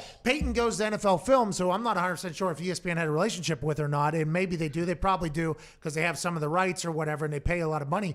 But I'd assume when Peyton shows up at NFL Films at the vault, like, Peyton, whatever the fuck you want to do. Just go ahead and do it. The clips they have, because that NFL Films vault, from what I've been told by the people that have seen it, they're basically like, if you're a football fan, that is football heaven. It is every single game, every clip you could ever, and they show them, by the way, in this thing. It's like you're learning the history of football. It's a fantastic show. We were forced to watch it. Yeah. Right. So I kind of feel bad that that's how it all happened, but I'm happy it took place because, you know, this place has no cable or whatever, even though we're paying a pretty penny for it. You would think the TV would be able to work in the bedroom. I need to get that fixed. Interesting. We'll figure it out. It was quick turnaround. It was. Yeah. It Quick was. turn. They didn't think we were going to be in here, obviously. No. Which is kind of crazy, though, that they would think, like, oh, okay, we can just clip the cable line with some garden shears and they'll be okay. Anyways, great show. Yeah. Unbelievable. It's a great show. And then all the 30 for 30s, you scroll through, you know, in the ESPN Plus app or whatever, which people can either buy or not. I have no bearing on whether you do. Do not care. Now Peacock, there's a lot of WWE stuff that's going to be on there. You should download the ESPN Plus, though. The 30 for 30s, you scroll through, you forget all the Ric Flair one was on there. Then the Scab season's on there. I'm like, holy shit, there's a lot of stuff I did not know existed over here. Should we be surprised, though, that Peyton is so good on there? He's far and away the best athlete ever to host Saturday Night Live. Like, his SNL whole deal was awesome. Should have seen the clips that didn't make it. Yeah. Ooh. I know you. You did see those, right? Yeah. It was pretty cool. That was the clips that did make it. He was all in. You could tell, like, Peyton probably got there on Monday, week of, and he's like, "Hey, like, this is gonna be awesome. If you're not with me, get out of here." Me and Eli have thought about this for like 15, 20 years. Wouldn't it be cool if he probably just was like, and they were like, yeah, we'll take it and punch it up. No, listen, I'll punch it up. I'll do that. I'll punch it up. Okay, listen, this is what we need to do. I've seen it in practice. Everybody pops, everybody laughs. Okay, I know what works and what doesn't work. The segments that didn't make the show, that's another moment where I was rather high, sitting in his living room, you know, with his family, watching clips that didn't make SNL, and I'm like, dumbest fucking life of all time, dude. What am I doing here? Why am I here? What the hell happened? And by the way, they were hysterical. Yeah, I'm sure they were. That'll be released at some point. I think so. Let's get to a break. We're back on the other side with some phone calls. 1-888-MAD-DOG-6. Lines are obviously full. Okay, that happens. We can't thank people enough for calling in. As soon as we hang up on somebody, though, it gets open. That's when you need to call. Don't try to call 1,000 times. That is just poor strategy. When we hang up on somebody, that's somebody leaving the club. Yeah. That's allowing somebody to get back in. That's when you need to call. This is the Pat McAfee Show, Friday, April 16th. Feel Good Friday. Shout out CBDMD. We're back in 4 minutes.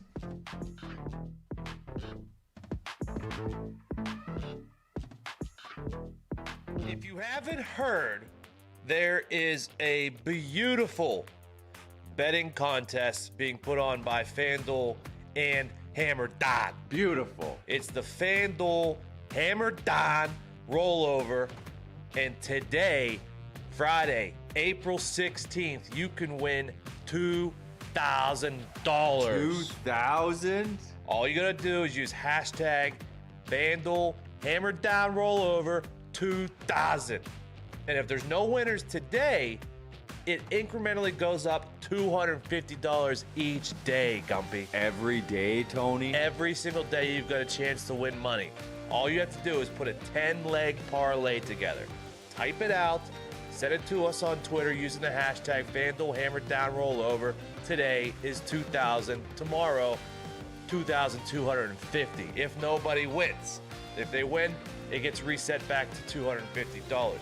10-leg parlay, minus 130 or worse odds. Tell them what that means, Gumpy. Minus 130, you're good. Minus 120, you're good. Minus 135, no bueno, my friends. It doesn't work. You can't do first half of a basketball game and the full game either. Only one bet per game. Perfect. Hey, absolutely perfect from you, pal. You could take the puppies. You could take plus numbers. You could take minus 105, minus 107, minus 128, minus 130. Don't you dare go to minus 131 or you'll be out of the contest. You're out.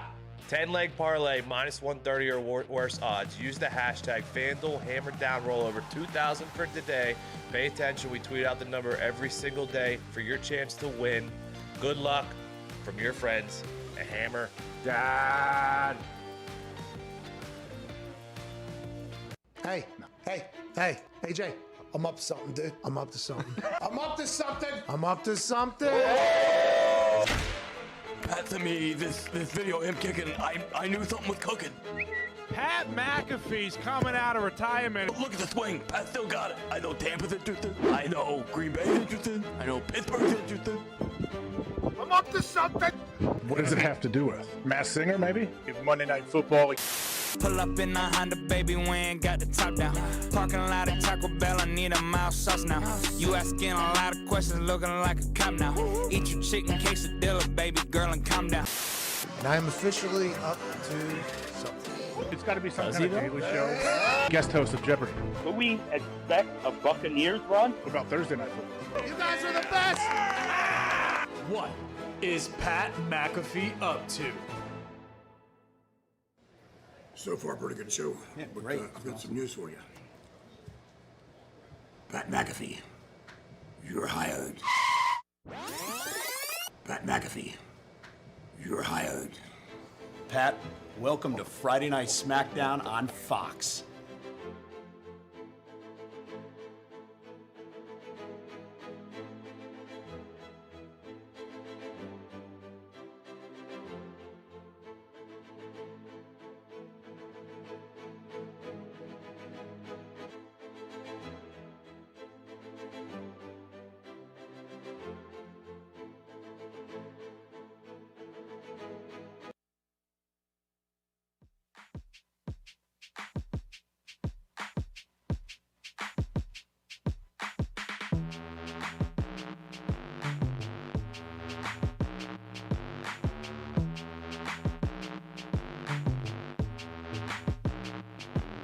Give us a call at 888-MAD-DOG-6. Pat wants to hear from you. No, not really. He just ran out of things to talk about. This is the Pat McAfee Show. Well, the new studio looks absolutely amazing. Just like that sound is there. I got to update the computer back at home. Okay. Yeah, it's starting to... I think it's starting to freeze up this computer, which is trying to play off of that computer. Mm-hmm. Playing tricks on you. Okay. Can't have it. Can't do it. This is that computer back at the office studio that has been, trying to fuck with me for a long time. Yeah. Realizing that they potentially had me on the ropes in a position of leverage almost because I have to go through them to get to what I need to get to. Taking advantage of me right now, I think. Freezing on a Friday. Yeah, can't do it. Can't do it. While the new studio looks and sounds amazing, aside from what just happened from the old studio. That's from right. the old That's studio. old studio. That's home studio. That's home studio. This road studio. That's right. We will be going back to that studio on Monday. Right. The issue is that studio nowhere near as nice as this studio. No, it's not. Nowhere near as nice as this studio. It's not. Our road studio that we did not plan on really using that much at all. After experiencing it, we're like, probably turns out we should get one of them back at the home studio as well. But anyways, CBDMD is taking care of us. The travel, the work, the life, everything that you got going on. Superior CBD from CBDMD, who is proud presenting sponsor of Feel Good Friday. They have everything that you could potentially need to get taken care of. CBD Freeze with menthol, an award-winning gel product that offers instant temporary cooling relief for sore muscles and joints in a convenient and easy-to-use roller or shareable squeeze tube, which isn't all clunky and nasty. They got bath salts, either make you comfortable or feel better. They got Epsom, Dead Sea, Himalayan salts to turn any bathtub into a luxury spa experience. Lavender, eucalyptus scent, soothing nighttime blend, melatonin, calming herbs, everything you could need for the best bath you ever want to take in your life. They also have CBD PM, which I forgot on this trip and I paid mightily for the first night. I could not sleep. That'll put you out like a light. And right now, you get 25% off your next order of Superior CBD from CBDMD when you use promo code McAfee at CBDMD.com. That's 25% off in celebration of Feel Good Friday. Promo code McAfee, MCAFEE at CBDMD.com. Coming to you live from the FanDuel Beach House down here. AJ Hawk joins us from Ohio. How you doing, AJ? Oh, man. How's so are you on the beach? Yeah. Wow. Yeah. What's going on? It's awesome. Good for you, man. Thank you. Tampa. So is AQ near you? AQ helped us kind of navigate the entire landscape here. He is not near us, though. No, we have a nice place down here. We have a nice place down here, but we had to do it. We are in a neighborhood though that is very interesting. Not a lot of houses where we are. It is very. We should not be here. Okay, this is just like everything. Yeah. We should not be here for a lot of reasons, but where we are right now, we should not be either. So we're going to try to enjoy this as much as possible before we get kicked out of this, and same thing with the WWE, AJ. That's good. I mean, the house that you had in Orlando, we should not have been there either. It was a gigantic house set up for like people that had like 8 sets of families to bring all their kids there and go to Disneyland every single day. As I know the neighbors are having like kids pool parties all throughout the day and night, and you're getting annoyed at what's going on. I'm like, Pat, look around. Like, these aren't normal residential houses. Well, I mean, 40,000 square feet for multiple generations of families to stay in at one time. Listen, I agree with everything you just said, okay? And that's a logical outlook on things. But listen, Mickey Mouse was nowhere around. Shut the fuck up over there, okay? Those kids should have been dead tired from all their park hopping. They were just screaming until like 1, 2 a.m. Go ahead. Wasn't Mickey Mouse Land shut down when we were down there? Yeah, too? so why were they? So they had that's why they had so much. Makes sense. Because they couldn't. They couldn't go. They booked the trip. Right. Yep.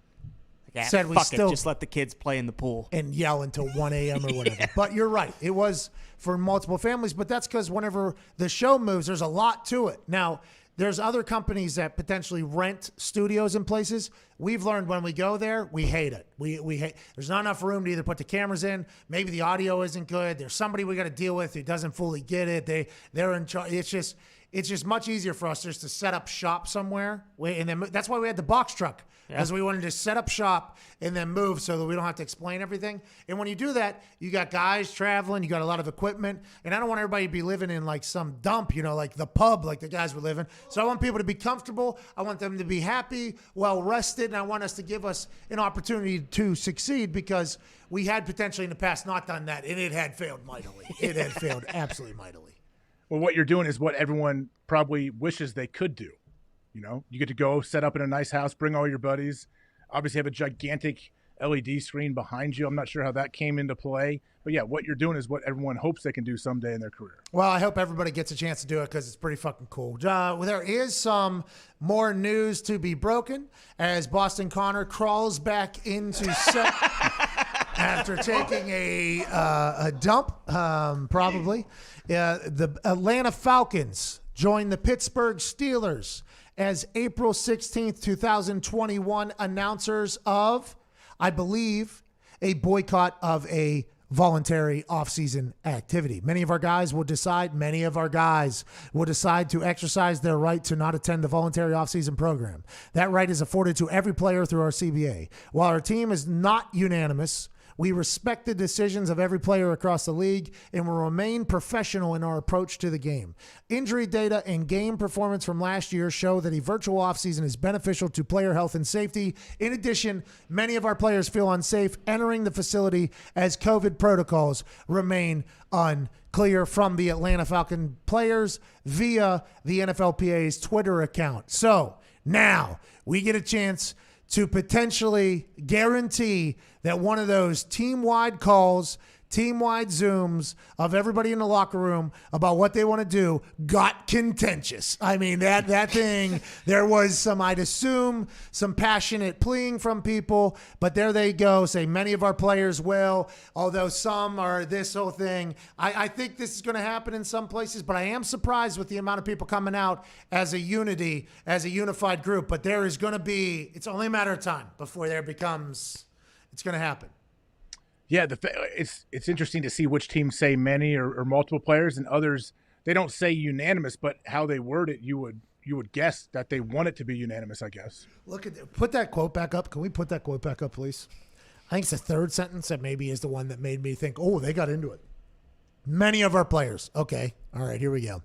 While our team is not unanimous, okay, so somebody felt so good about it or so against this that they were like, hey, we're fucking – I would like it to be known that this is like this was not unanimous. This quote needs they needs to be said in there. Like, this is not a unanimous decision. And I don't know if that's maybe because there's a new coach, that means there's new GM, new opportunities, new potential life for some people. If there's promotions, it's just, that's why I think this is going to be so difficult to regulate, because everybody has different potential motives in this particular time of the year. Some people are just trying to make it to the training camp. They're hoping to get to training camp. I think it's going to be hard to keep them out of there, but doesn't matter if those guys are there. The majority of the players aren't, AJ. I mean, probably not. Probably none of it really matters too much that you're going to be able to tell on the field next year. But if you're a new head coach, I don't know, maybe you think you're going to bring in a new quarterback or something. Don't you want those young rookies to at least come into the facility so you can bring them in and face-to-face kind of teach them what you want? You draft a guy in the first round. You fly him on a private plane to your facility. You just sign a contract making him a millionaire immediately. And then that player is going to look at him and say, I'm boycotting these OTAs. Yeah. That's a tough position to put some of these rookies in. And I'm just saying, if they do, fucking more power to them. Because I feel like I have a pretty high ability to go like, fuck you, actually. I feel like it's pretty, in that particular situation, I think it's going to be tough for some of these guys to do that. Especially a team like the Falcons, who at 4, everyone's expecting, hey, they're going to take a quarterback. So if they have a young rookie quarterback. And then Matt Ryan. Yeah. Then think about Matt Ryan, who's not at OTAs with a new head coach, new offense. Oh, the whole thing. Oh, and now it becomes, it's going to get ugly.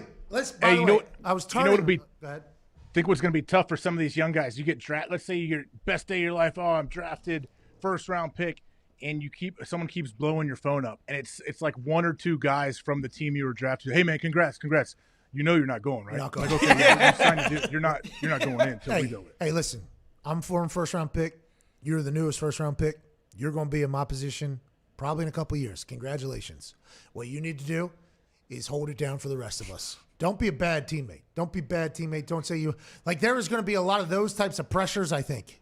And then your head coach gets on the line. Your head coach and GM, like, can't wait to get you in the facility and get you working. It's going to be a great offseason. We can't wait. Hey, I think we're flying you in here tonight. You know what I mean? I'm going to get the chance to see you and everything like that. We got rookie performance training camp or whatever next week. We get a chance to really acclimate each other. I mean, it's going to be a blast. Can't wait to get to know you, man. I was really sold on the position coach, everybody. I was hoping that we would make this move. I'm so happy. Coach, actually, see, you're going to have to hold for at least 3-4 months, actually. Probably 3 more months. See you for training camp. See you at training camp. That is, we're doing this thing virtual. Figure it out. And that is why I think since the very beginning I've thought to myself, this is going to be very difficult to do. But I've also heard from teams that there are some people of importance that have dropped in and been like, I think we got a chance to really do something here for the first time in a long time. So I'm actually kind of, interested to watch this whole thing pan out. So what's the date where the first team's supposed to report? The Monday, I guess, was supposed to be, but they delayed it 4 weeks, so it'll be 4 weeks, 3 days from now. Okay, so even the teams that say not everybody's going to boycott it, in 4 weeks from now is when it officially becomes or it's still voluntary, but there's going to be in-person available? Yeah, teams are allowed to have, or something like that. I think teams aren't allowed to have any in-person. And I would assume 4 weeks, 3 days from now, we're going to be in a much different, maybe, I don't know. Hopefully. Should be. I feel like we're potentially going to be in a much different world, so maybe it'll be easier to kind of have that conversation. Hopefully, I'm not 100% sure. But, man, it's only going to continue to linger into those long, dead days of summer there before training camp's supposed to happen. The virtual ones, by the way, though, to the players' credit, you have to say, it seemed like it was not a problem when it comes to the game. Now, I have to repeat this, and Bruce Arians said this. He was like, veteran players fucking love this shit. That's what Bruce Arians said. They fucking love this shit. Yeah, none of the young guys get to learn or take their jobs. That's the whole thing. A lot of young guys did well. Okay, those young guys, though, were also being put in a position where the team needed them and they were getting thrusted in there. It's the young guys who maybe are 4th, 5th, 6th, 7th round undrafted free agent guys that are definitely getting hurt in this entire process. Definitely, I think, because, some will make it or whatever and that whole thing. But it's just, how do they come together and figure this out? We'll continue to talk about it. Did you see the Pentagon confirmed leaked images of videos of UFOs buzzing over the Navy? Did you see that? I saw that. I just never know if it's a new one or they're rehashing something that was a little bit ago. I can't tell. So the internet was ahead of the first big drop from the Pentagon. I had seen all the videos that the Pentagon had released already on the internet, and all of those stories were disputed by people on the internet for a long time. I'd seen others, by the way, that were not released that probably were bullshit. So it's like on the internet, you kind of got to see what's real and what isn't. There's some videos, though, of these UFO type things that make it onto the internet way before the government releases it. And you look at it and you're like, that seems like that's legit. That one seems legit. And so then when the Pentagon released some stuff and those were in there, it was like, okay, so those were legit. They seemed legit. We can then act accordingly going forward. This is just like when we're getting our information from whatever quarterback expert that we trust. It's like, okay, going forward, I feel like at this point, I potentially built up a pretty good sniff around test for what could be bullshit and what's not bullshit in this particular UFO world, because the ones that I thought, it could be, the Pentagon later said, yeah, we don't know exactly what this is. So I'm like, okay, so I'm pretty good at this right now. I feel pretty good. The one that we saw, I don't think I've seen this. I don't think I've seen this particular one. Nope. I don't think I've seen this one. Connor talked about it. He's the one that described it to me and kind of sent it to me, and then I watched it afterwards. It's small. All these things are small. I don't understand how they're all so goddamn small. And this one was like a triangle. This was definitely brand new. Like a triangle ship. The bottom of it was like blinking in spurts. And then, it was moving. And it was silent. I don't know how they do it, but these aliens figured out a way to move faster than anybody and in complete silence. So Connor and I actually got into a little bit of a disagreement here. I said that they're living in the year 3000. Okay, like their tech is 3000, these people. Connor goes, more like 4500. Are you kidding me? Yeah. You see that video, dude? And it's, I guess we just have to, try to project when a smart motherfucker's going to come around. Like Steve Jobs changed the world for us. Yeah. Elon Musk changed the world for us. He came, by the way, from another planet. Right. For sure. I mean, that is not even up for debate at this point. So it's like we're just banking on the next human that's going to, in human form, that's going to come around and advance us. That's what we got to bank on. What's too bad is we are never going to catch up to them as long as, they got a head start. They got a little bit of a head start. That spread was 200, 250 to nothing. It was like a spread the love campaign on that. It's going to be hard to catch these aliens, AJ. Yeah, it is. I'm just curious, how did Connor come up with that 1,500-year gap? Like, what was the technology like in the year 3000? Well, I said pretty good stuff. I said we're going to be able to get that. Connor said we're not going to be able to get that till 4,500. But we are getting lucky here. These aliens, they clearly don't give a shit anymore. True. If we know that they're here or not. We just need one or two of them to land down and be like, hey, I'm going to be part of Earth now. Let's start building all this shit. You guys can have our technology.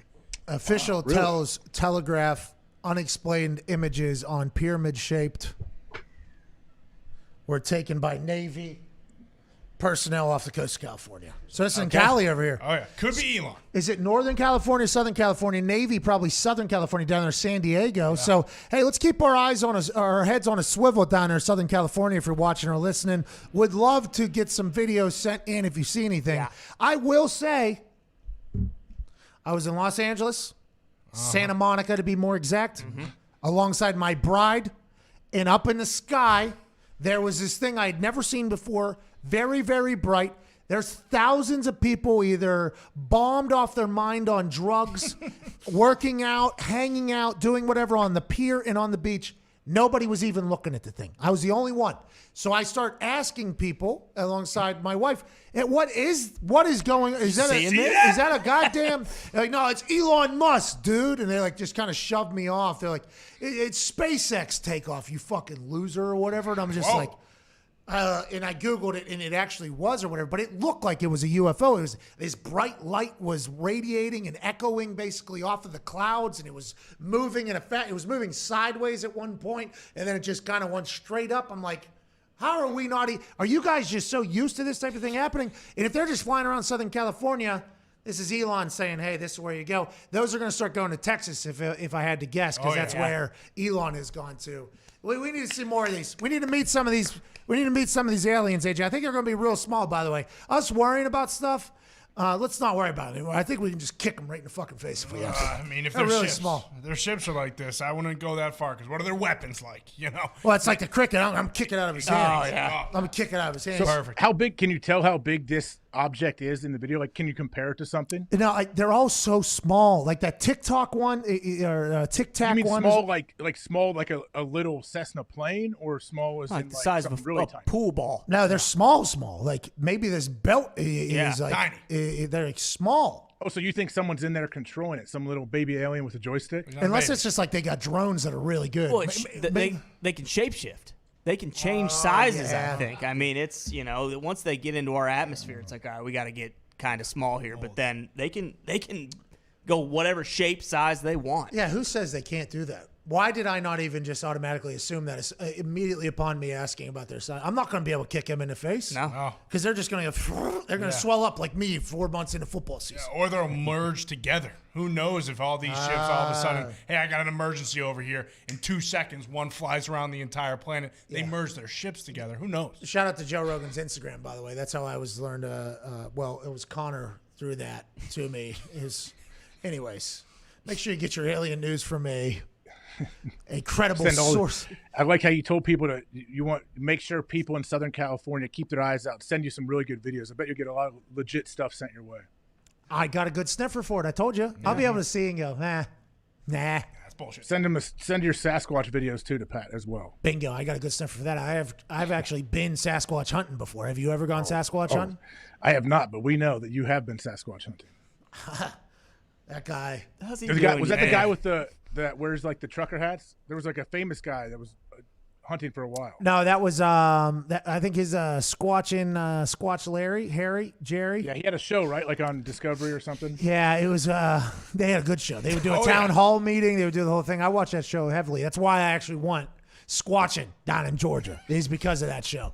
Turns out, though, whenever you go squatching, you're going to go squatching with some weird folks that have dedicated their entire life to squatching. And I went deep into the hills of Georgia to try to find. Didn't find any. You recreate Deliverance, the movie?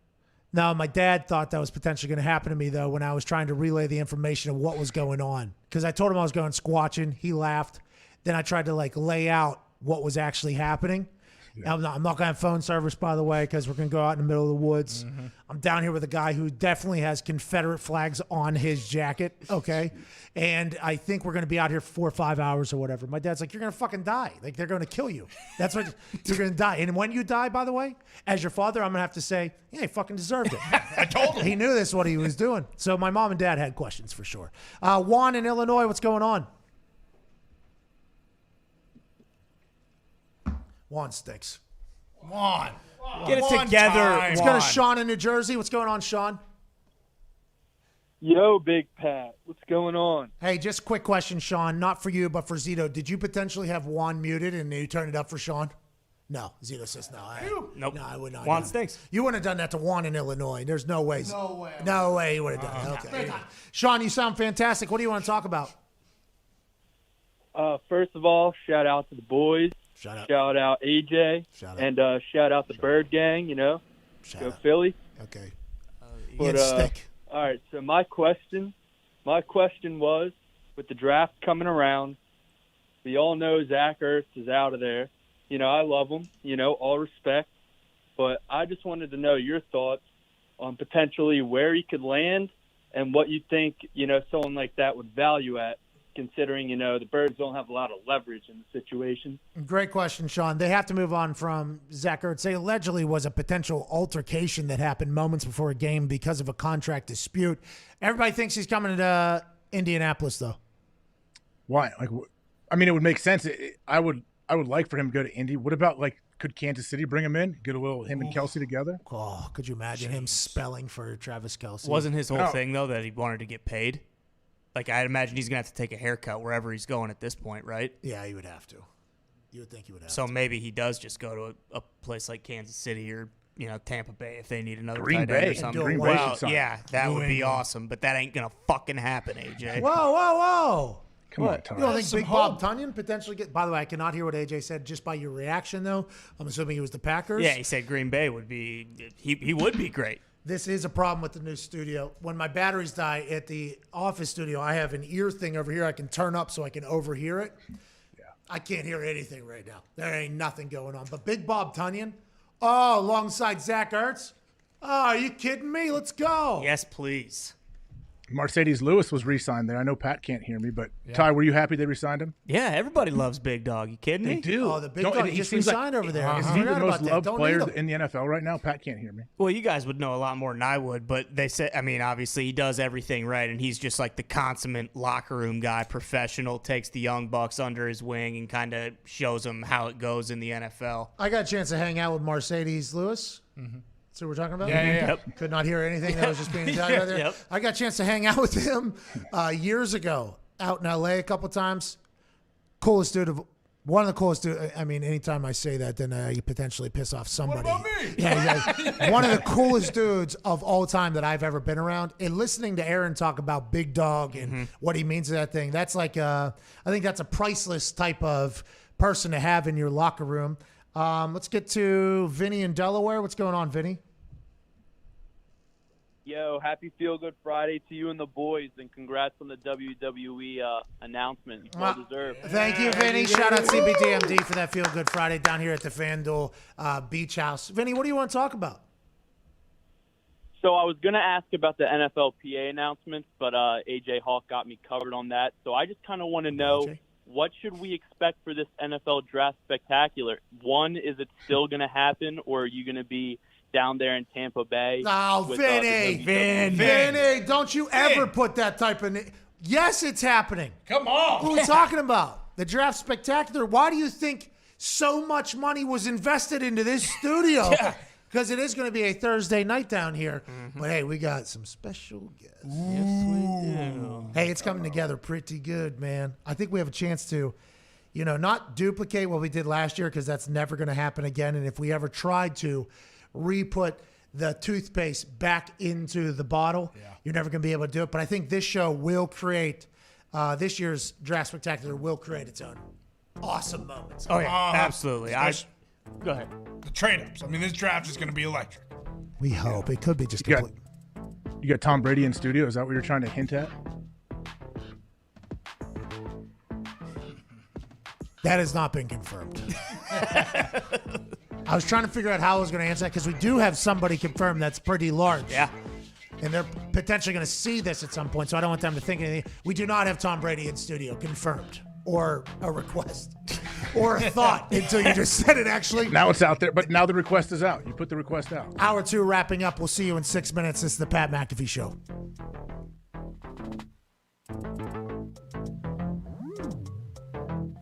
Did you hear everything that was being said whenever you were potentially...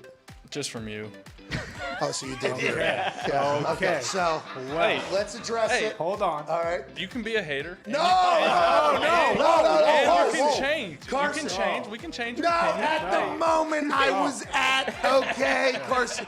You know, with the Daily Show, the live Daily Show, you know, we can potentially get referred to as prisoners of the moment. You probably did hear me say some things. That was at a much different time. You can backtrack a little. No, it's cool. We're here face to face. You can change. People change, all right? By the way, you are much bigger than I thought you were. Oh, yeah. When Jalen gets drafted there, was that the beginning of it all? Was there a miscommunication? What happened between you and Doug? Because they were saying it was fractured beyond repair. Yeah. What happened there? Is all of that accurate? Is that all kind of getting blown out of proportion? Yeah. And where did it start? For one, I don't like to ever come out and say reporters aren't telling the truth because I don't. But Orlovsky does it. I'm not. I'm not going to dispute every report that's out there. You know, the way the season went obviously wasn't ideal. When Jalen was drafted, that had no bearing on me. I trusted the organization. I signed that contract. You know, I was devoted to them, and I felt like they were devoted to me. So I trusted the pick. You know, that had no bearing on my confidence or my abilities. You know, the season unfolded not how I would have liked it. Personally, I could have played better. We lost a lot of games at the end and just didn't fall into place the way we wanted. But there's a lot to learn from it, you know, as a man, as a player, and all those things. And, you know, I have still a lot of respect for Coach Peterson, and I think without a doubt those reports are very exaggerated. Like I said, I don't hear a lot of them. They come to my attention from my agents or different things. Yeah. But I have a lot of respect for him, and it was unfortunate for everybody and how the whole thing kind of just went down. There was a couple still shots that made its way around where you and Doug Peterson appeared to be giving each other a nasty look. Yeah, I saw those. It's not true. Not true at all. Oh, you were not saying, I wish you died. With your I don't even think I was looking at him in those shots. So I did see that. I'm like, of course, they're going to play this one up. They're going to make a story out of anything. That's how it is. So, but yeah, that's not true at all. Okay, so I'm happy to hear you weren't giving Doug Peterson death looks. Like, you never thought, like, oh, football isn't for me. Like, there was never a thought where I don't like football anymore, or I don't want to be in this bullshit league anymore with this business. There was never a thought like that? No, I mean, don't get me wrong. The way the season went, I mean, it was frustrating. And People so have those moments. that's why I stepped away, and it almost rejuvenated me. You know, it's almost like last year pissed me off so much. I want to come back in a different way and do everything I can. I am thrilled to be here and to have this new start, new opportunity. And community seems amazing. Fan base seems amazing. Like we said, it seems like the perfect fit. I was on a team that was very bad at football. We almost were completely defeated until Dan Orlovsky showed up and got 2 big wins. We ended up almost losing the luck pick because Dan Orlovsky, everybody thinks they're going to get fired. Every player thinks they're going to get cut. Every coach thinks they're going to get fired. They try to pawn blame off on other positional groups. If it's the linebackers, they're like, we did our job. D-line can't do anything, can't stop it. There's a lot of that chatter, but it's a miserable existence. I mean, it's just the way it is. That's why you have to have so much respect for a player like Joe Thomas, who played a perennial all-pro career in a situation that was so negative and so terrible. I think if Joe Thomas got a chance and his knees let him experience a winning organization, I couldn't even fathom what Joe Thomas would have thought. I mean, life is just much better whenever you win. When you win, food tastes better. Drinks taste better. Sex feels better. Everything is better when you win. Winning cures all, they say. That's not just in the building and for a football team. That's in your life. Everything is just better when you win. And when you lose, especially when you're talking about some of the most competitive humans on earth, it is a nightmare. You got a lot of people trying to jump off the ship. You got a lot of people trying to figure it out. And whenever you're in a situation like that, it's just a full-blown nightmare for everybody. You got to think, when you get to the NFL, let's assume that the humans that make it to the NFL have had a lot of success through their lives. High school football, probably one good player, a guy who's going to make the NFL can lead a team to success. In college, if you have a couple good players that can make the NFL and make it to the Dolphins, even though the Dolphins stink, you're still going to make it to the NFL. Let's assume that team has had success. So then you get to a completely unsuccessful operation, a completely defeated operation, and then it's like, man, this is a whole new life for us. I'll never forget, I had a coach, special teams coach. I won't say his name because this is a terrible thing to say as a coach. We lost the game. It was back in the first regime. We were a good team. We lost the game, and everybody was moping. You know, like people were not happy that we lost the game the next day. He was, you guys just haven't lost enough. That's what he said. Everybody looked at him and was like, yeah, no crap. What are you talking about, dude? Yeah, this is the winningest decade in NFL history here. Yeah, you haven't lost enough. It's like, you've lost too much, maybe. Are you just comfortable at this point? And that's whenever it can get a little scary. Whenever people are just comfortable just getting their asses kicked every week, that could be a problem. That's when the culture is probably a lost cause. That's when the locker room's too worried about playing dice or playing Boo-Ray or anything else like that. When that starts happening after losses, then you know you're in a bad spot. And I would assume that's not happening at the Dolphins, especially under Ryan Fitzpatrick's watch. But maybe it is. I don't know. But that is a miserable existence. I am not a fan of that.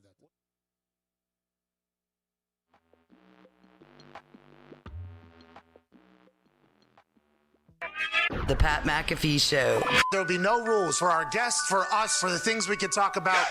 Speaking his mind. I've never had a problem expressing my opinions or my thoughts or anything like that. While being relatable. I haven't had that manufactured fake-ass celebrity that a lot of people have whenever they go on those big networks. I've had a chance to really build my crew, build my following, build my audience. And ridiculous. What am I supposed to do? So I'm supposed to look at something that I can definitely afford and say, nah. Is that what I'm supposed to do?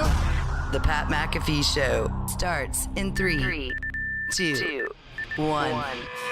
Welcome back to that show, hour 3 on this Feel Good Friday. Shout out CBDMD. April 16th will begin immediately following this beat drop from Twine.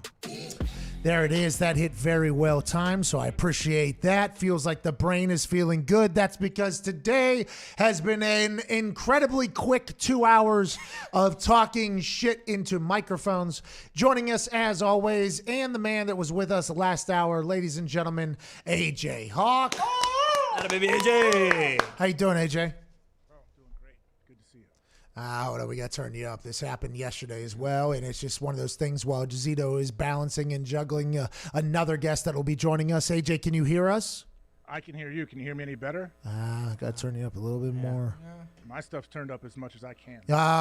We didn't even think about you potentially ruining that whole thing. Be the problem. Well, Zeke did mention yesterday that one of the issues is, AJ's got the Mickey Mouse set up, so a lot of static was coming in. Definitely his fault, not Zeke's fault. So. How do we have 2 studios, very far different away from each other, and a box truck studio that seem to never have the issues that AJ has on a daily basis at his only studio? You think? Because he's a cheapskate. Oh, is that why, AJ? He's got an old computer from 10 years ago. I mean, I said it last, AJ, buy a new computer, dude. You can afford it. It'll help out. Hey, by the way, we'll buy one. We'll send it over to you. Computer's not the issue. Computer is not the issue, bud. First off, we didn't have any issues till you guys set up this auxiliary studio down in Tampa.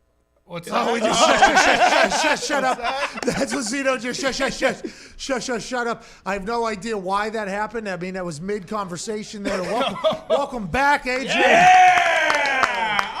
That was Zito and Foxy just hit a tag team maneuver where they said, enough with that. AJ, go ahead and talk. You got me now, guys? Oh. Sound good. Sorry, okay, good. So if you notice, I did not touch anything on mine. We don't know. You went off the screen. You go off the screen. We don't see you. All of a sudden, you sound much better on the other side. You tell us. Is that a coincidence or not, pal? Hey, you're right, guys. That's on me. I know Zito's the man. I know I've seen his setups. Foxy there. So you're right. I am not. It was me, guys. It was Zito. Zito. I know. Zito's a little accountability. Zito with a little accountability, which really helps this entire company, by the way, whenever that happens around here. And it's a trait that is not, talked about enough. It's a big deal. And it might be one that's kind of disappearing in some places. But got to have a little accountability. Thank you for doing that, Zito. I think we're going to have a guest. I have no idea if they're joining us yet or not, to be honest with you, because it seems like there is chaos happening right behind those cameras over there in front of the ocean that we get a chance to. Well, I guess it's not the ocean. The Gulf. Gulf over there. So it's beautiful or whatever. Joining us now, ladies and gentlemen, the host. I got a thumbs up earlier. See, I thought we had to hang up on AJ. To do the FaceTime. No, because we have multiple FaceTime machines. That's right. It's AJ's we got fault. another one. Remember, we got another. No, this particular one is that the fact that our guest is not on right now, we cannot logically blame AJ for. Well, in my mind, I don't think logically. So that is that guy Hawk's fault. I don't know how AJ's potentially eating up all of our our connection. Or I can hear it ringing. I can hear him calling him. Okay. So maybe you should give us a heads up. Okay, so there we go. All right, ladies and gentlemen, joining us now, the host of the Move the Sticks podcast. He's an NFL Network analyst and the color commentator for the Chargers on the radio. Ladies and gentlemen, man is going to tell us all the things that we need to know about the draft and what's bullshit and what's real. Ladies and gentlemen, Move the Sticks, Daniel Jeremiah. Yeah! What's going on, man? Oh, no. Oh, no, I can't hear you. Oh no! You can't. Oh! You're back. You got me now? Yeah, you're We're back. good? You're back. How you doing, man? I'm good. I do have this weird thing where like one AirPod works and then the other one doesn't work, but it works with my computer but doesn't work with my phone. I don't know. I think it's like the iPhone like stops working after a certain amount of time because they want you to come back and buy another one. I think they're doing the same thing with these things. Yeah, it's one of these things. It's worth the ride, but then as soon as it just, they get you, you're done for. And we've all been stuck in that Apple wave for the last 15, 20 years. The Chargers, the new iPhones, the AirPods, you name it. We appreciate you battling through the adversity that was built in by the company that you purchased your shit from to talk to us here because it's real. We all understand that. Daniel, should I call you Daniel, Jeremiah, Mr. Jeremiah? Move the Sticks. What is best here? Usually people just call me DJ. My grandmother used to call me Danny. That was the only one that ever rocked the Danny. So you could either join my grandmother or everybody else, DJ. Danny. I think that Mayock called me Danny as well. Might be a GM. How about that? Hey, Danny, so whenever you look at all the things that are being discussed in this draft, nationally, it's just the quarterbacks because there's a lot going on. There's a lot of stories. There's a lot of behind the scenes. Then it felt like there was a little bit of a run where Kyle Pitts was the best player in the draft. This is going to be a lock for the All-Pro. Do you think that this draft, the first 10 picks in specific, do you think this is going to potentially be fireworks? Do you think there's a lot of questions on who's where, or do you think it's pretty much locked in at this point? No, I think it's like locked in, pick 1 and 2. And I feel really good. Obviously, Trevor Lawrence is going to go 1. I think Zach Wilson's going to go 2. And then with the Niners, I think that's where we don't know. Everything's kind of pointed towards Mac Jones. It's always the people that know people, right? I don't have it directly. I just know people that are tied in there, and that's what you keep hearing is Mac Jones. But I've also, you're told it's not done. Obviously, they're continuing to go through the process here. They did it with Fields. They're going to continue to do it with Trey Lance. So I don't think that process is done there. So really, Liz, we don't know what's happening at 3. At 4, it's like a 3-way go for the Falcons. They could take a quarterback, they could take a position player, or they could trade out. And then with the Bengals, the same thing. Are they going to take an offensive lineman for Burrow, or do they go with one of those pass catchers with Pitts or Jamar Chase? So, yeah, I think the first 2 picks are kind of chalky, and then after that, it's wide open. Daniel, do you ever go back from drafts that happened previously and look at all the misinformation that was put out and everything that happens before the draft and compare and try to build a trend on what teams do? Yeah, I more than anything else, I kind of do it personally just on where you get your information from. The evaluation part's the fun stuff, but where you get your information, to put together these mock drafts, which is kind of a necessary evil, I guess. You start cross-referencing kind of where you got good stuff and where you got bad stuff. I talked to a guy this morning who was locked in, knew this one team inside out, and told me who they were going to pick, and that's exactly who they picked. So you can rely on those type of people going forward. But then there's all other stuff that people don't know. Hey, Dano, they're I like Dano, though. Yeah, Dano's a good one. Dano, it's got a little ring to it. Yeah, AJ, that was you just. By the way, I love that you just slip it in there straight face as if you're just, create a new nickname for a man who's lived however many years and only other than his grandma has called him a different name. So I like that we're doing that here. Dano, whenever you hear that information, hey, this is who we're picking, this is where they go. There's a chance that you potentially have sources inside of buildings and they even are misled, right? Everybody's playing, aside from the 2, but in your experience of the draft, does it feel like everybody's potentially gaming everybody at all times? Is that kind of how it has to be viewed in this whole thing? Well, yeah, I think the circle has shrunk over the years. It used to be in the draft room, you had 10, 15 guys who were kind of a part of the process. It was healthy, and you had the good debate and discussion. You were in there together to stack the board. Now, when the final board is stacked, it is a very small circle for these organizations. I can remember, like, a classic was I had a bunch of buddies on the in the coaching side and in the personnel side with the Bears at this time. So I was like, hey, I keep hearing a lot of buzz that you guys are going to take Trubisky. You know, I'm on the desk for the draft coverage. Like, I'm not ever going to put it in a mock draft even or say this is a done deal, but I would like to mention it as a possibility on the air when you guys are on the clock that, hey, this could be Trubisky, just to keep it in the mix. And they were like, dude, I'm telling you, we are not taking him. There's no chance we are taking Trubisky. It's not happening. And I'm like, okay. So then they end up taking Trubisky, and then I'm on the desk at the draft, and my phone is blowing up with apologies like, dude, I swear I had no idea we were doing that. I was not trying to lead you astray. Just no clue. Hey, so if you had to guess, like the average team, how many people truly know who they're going to draft? Kevin Costner, that's it. Yeah, exactly. I would say it is a small circle. I would say on average, 3 to 4 people. And that's usually, like you're talking, obviously the owner is going to know where you're leaning. The general manager, the head coach, those 3, and then maybe a 4th guy, whether that's a coordinator, whether that's a director of player personnel. But it really is tight, man.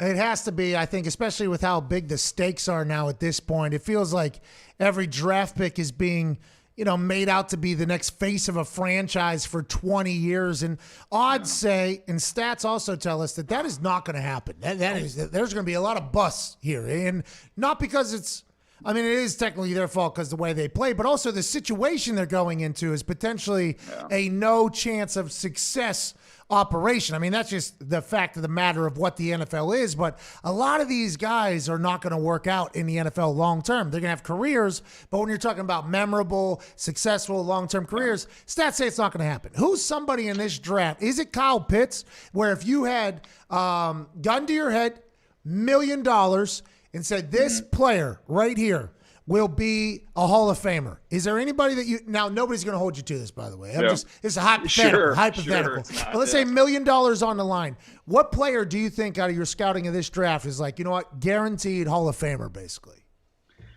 I would say I would put it in the language of, if I had to say the most likely player in this draft to be a Hall of Famer would be Kyle Pitts. I wouldn't hesitate and say that would be the guy. It reminds me so much of when Quentin Nelson was coming out, and it was like, oh, you can't take a guard this high.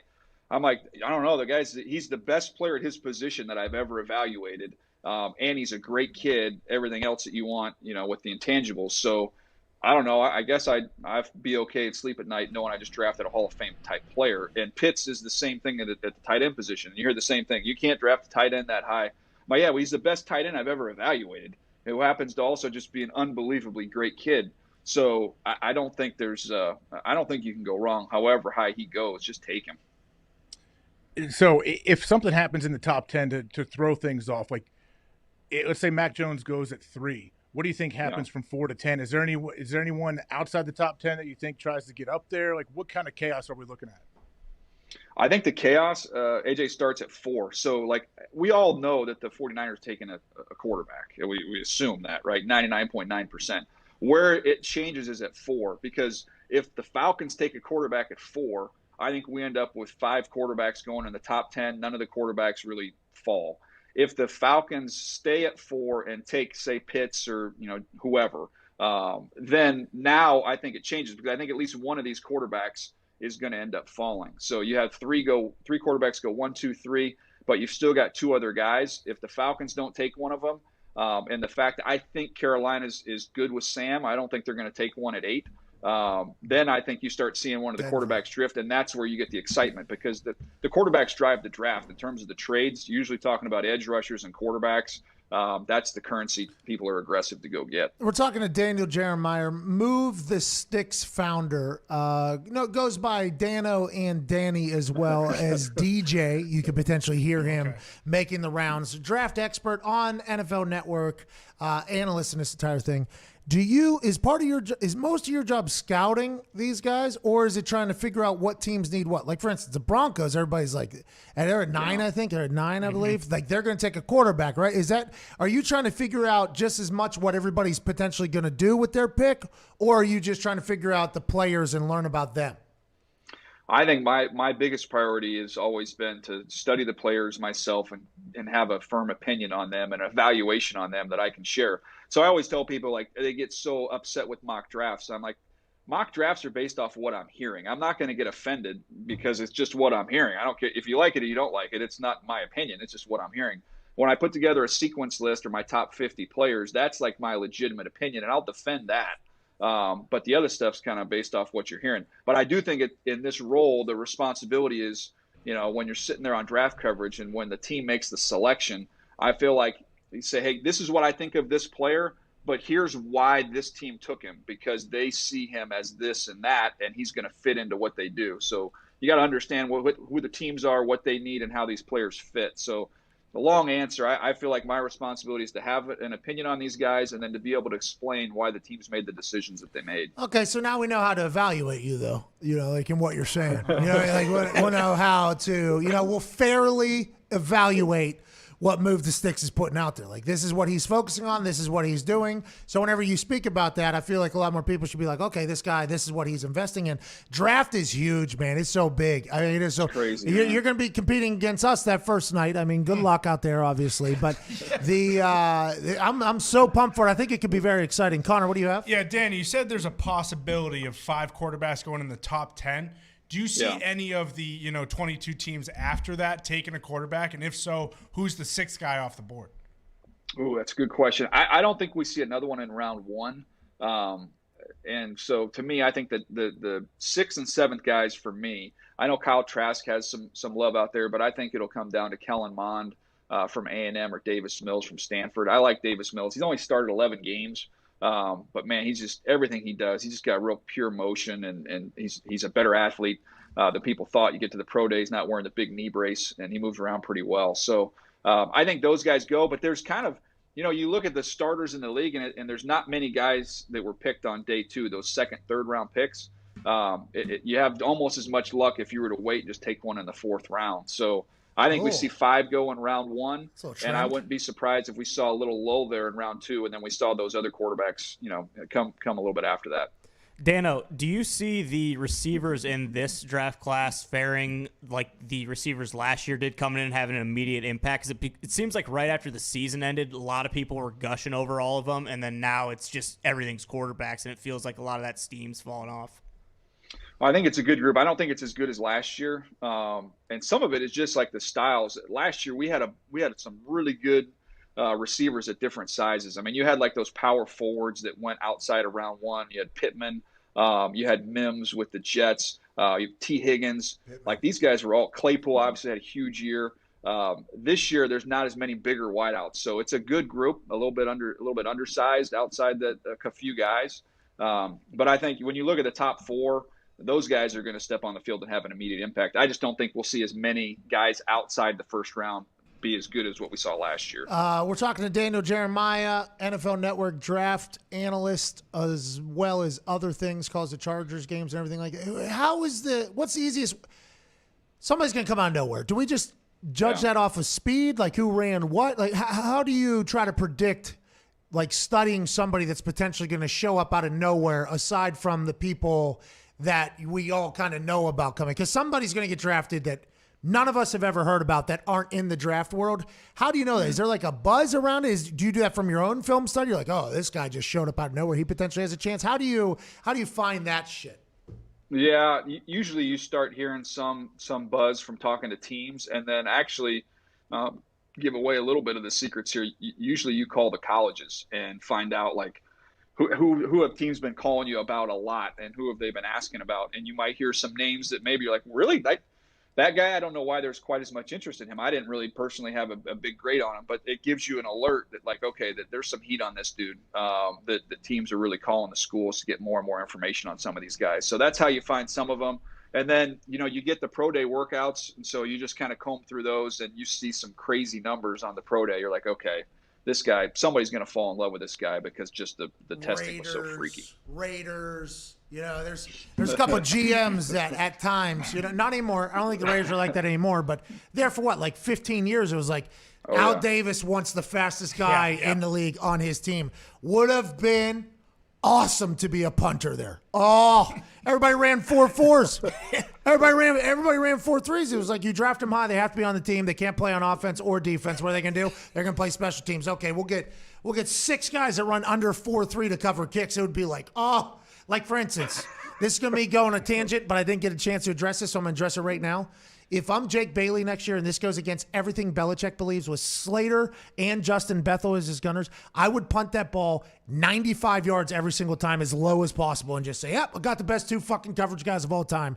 Go and get it. Just go ahead and go get that thing. With the fast teams, I always love that whenever somebody pops up out of nowhere, they run like a 4-2. It's like, remember he ran a 4-2? It's like speed does kill matchups, but can it necessarily catch a ball? I'm not 100% sure. I guess we'll find out. AJ, what do you got? We used to have guys, though. There were kind of like players on the board where we would say, okay, this is a Raider. Like the Raiders are definitely taking this guy. I remember when Heath Miller was coming out. Ozzie had even said, I was with the Ravens, and Ozzie Newsome was like, the Steelers are taking Heath Miller. Like, I mean, they didn't pick the later end, but it's like this guy was put on planet Earth to play for the Pittsburgh Steelers. Like, that's where he's going. Hey, speaking of the Raiders, I know we talk about Al Davis and how he drafted, but John Gruden catches some heat for sure on how the different drafts that he has had. I know your old colleague Mayock is the GM there. It seems like Gruden makes the final call. Do you think Gruden will ever change the way that he does draft players? Well, I think it's changed, kind of from year to year. There's been some years where they kind of went on the height, weight, speed guys, and then they had a lot of success. You look at some of the players they've hit on. Look, Josh Jacobs has been a really good player. Hunter Renfrow, is not going to be the first one ever off the bus, but just like really good football players. Max Crosby, again, not a first-round guy, but somebody that they hit on, kind of focusing more on just the instincts and the ability on the field versus maybe some of the testing. And then some of the misses, they've kind of fluctuated. It's kind of going back and forth between that. So, man, if they can lock in on what they've found in that draft, as opposed to some of these others, I think they've got something, but they've kind of just drifted a little bit with their philosophy. Daniel, we can't thank you enough. You might have seen me look at this computer and be surprised. The whole thing just crashed, and then I had to, while you were giving an incredible answer there, I just had to recode this thing. No big deal. Don't worry about it. Big tech guy. You're a big draft guy. We can't thank you enough for joining us in this incredibly busy time to, help spill your brain out a little bit of your mouth so we can understand what's going on in this world. Well, I appreciate you guys. My right ear really enjoyed this. My left ear got nothing. It's kind of like my right leg was worth a damn. The left wasn't worth a damn thing. Ladies and gentlemen, Daniel Jeremiah. I like him, AJ. He's good. I think he's good at his job, man. He's good on TV. He's very smart. Seems like everything he said, I'm doing all this because on draft night when somebody gets selected, I want to be able to. The draft is so big. Yeah. It is so large. It's become such a spectacle. The viewing, the ratings, the everything like that is just bigger than everybody else. Build up. Think about the build up that everyone has up to the draft. And then, the draft happens and the next 2 weeks you sit there and you try to dissect why each team did what they did. By the way, with zero relationship with the NFL, we just got dropped right into the machine and just have helped them. Like, we'll build this up for you.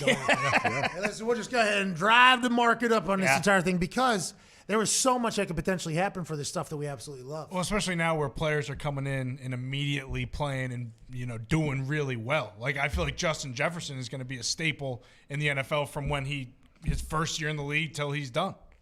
You're saying in the league? You're not saying in Minnesota? You don't think he's going to end up in Minnesota? Absolutely. But the way contracts work and the way, veteran quarterbacks leave the franchise they've been with for their entire career. I'm talking about Aaron Rodgers. That stuff happens. So maybe it won't be in Minnesota, but it will be in the league. It sounded like he was talking about Tom Brady. Yeah. Fucking asswipe. I mean, that's an example for sure. But as we've seen. In this particular sentence. In what I'm talking about is Rodgers. You're talking about the future. The future of the NFL. Not the current. Not what we're dealing with now. Or, you know what? I could even get involved in this and be like, not like Peyton. No, not like Peyton Manning. Not like getting a guy cut because of a bonus that was guaranteed. Yep.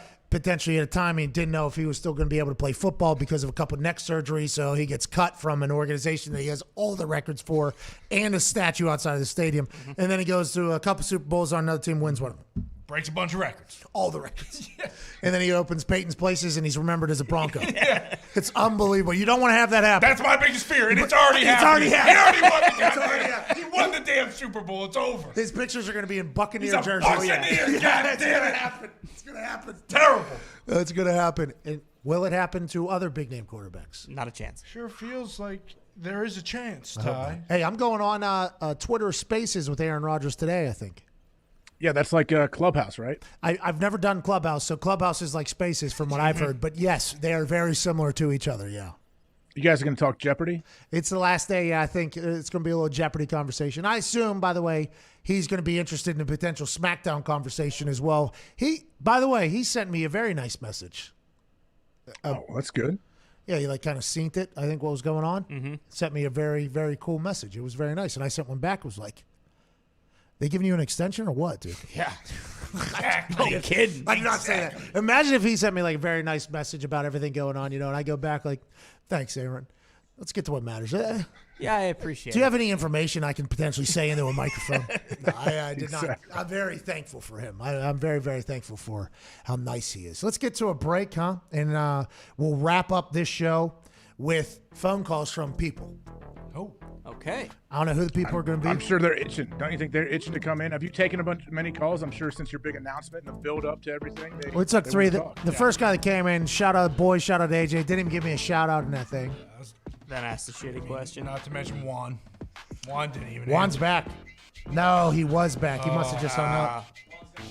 Juan's gone. Mitt probably hung up on him. Can we have a moment of silence real quick for Juan's appearances today?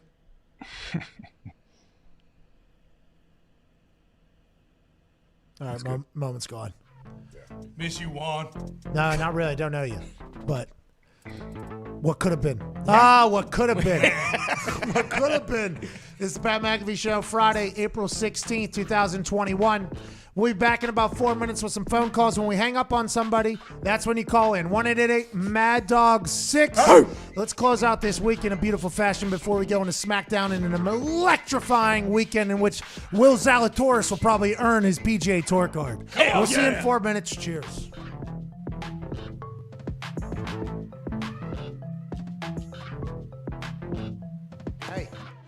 Hey, AJ. I'm up to something, dude. I'm up to something. I'm up to something. I'm up to something. Pat sent me this video of him kicking. I knew something was cooking. Pat McAfee's coming out of retirement. Look at the swing. Pat still got it. I know Tampa's interested. I know Green Bay's interested. I know Pittsburgh's interested. I'm up to something. What does it have to do with? Masked Singer, maybe? If Monday Night Football. Pull up in a Honda, baby, we ain't got the top down. Parking lot of Taco Bell, I need a mild sauce now. You asking a lot of questions, looking like a cop now. Eat your chicken quesadilla, baby girl, and calm down. And I am officially up to something. It's got to be some kind of daily show. Guest host of Jeopardy. Could we expect a Buccaneers run? What about Thursday Night Football? You guys are the best! What is Pat McAfee up to? So far, pretty good show. Yeah, but, great. I've got some news for you. Pat McAfee, you're hired. Pat McAfee, you're hired. Pat, welcome to Friday Night SmackDown on Fox.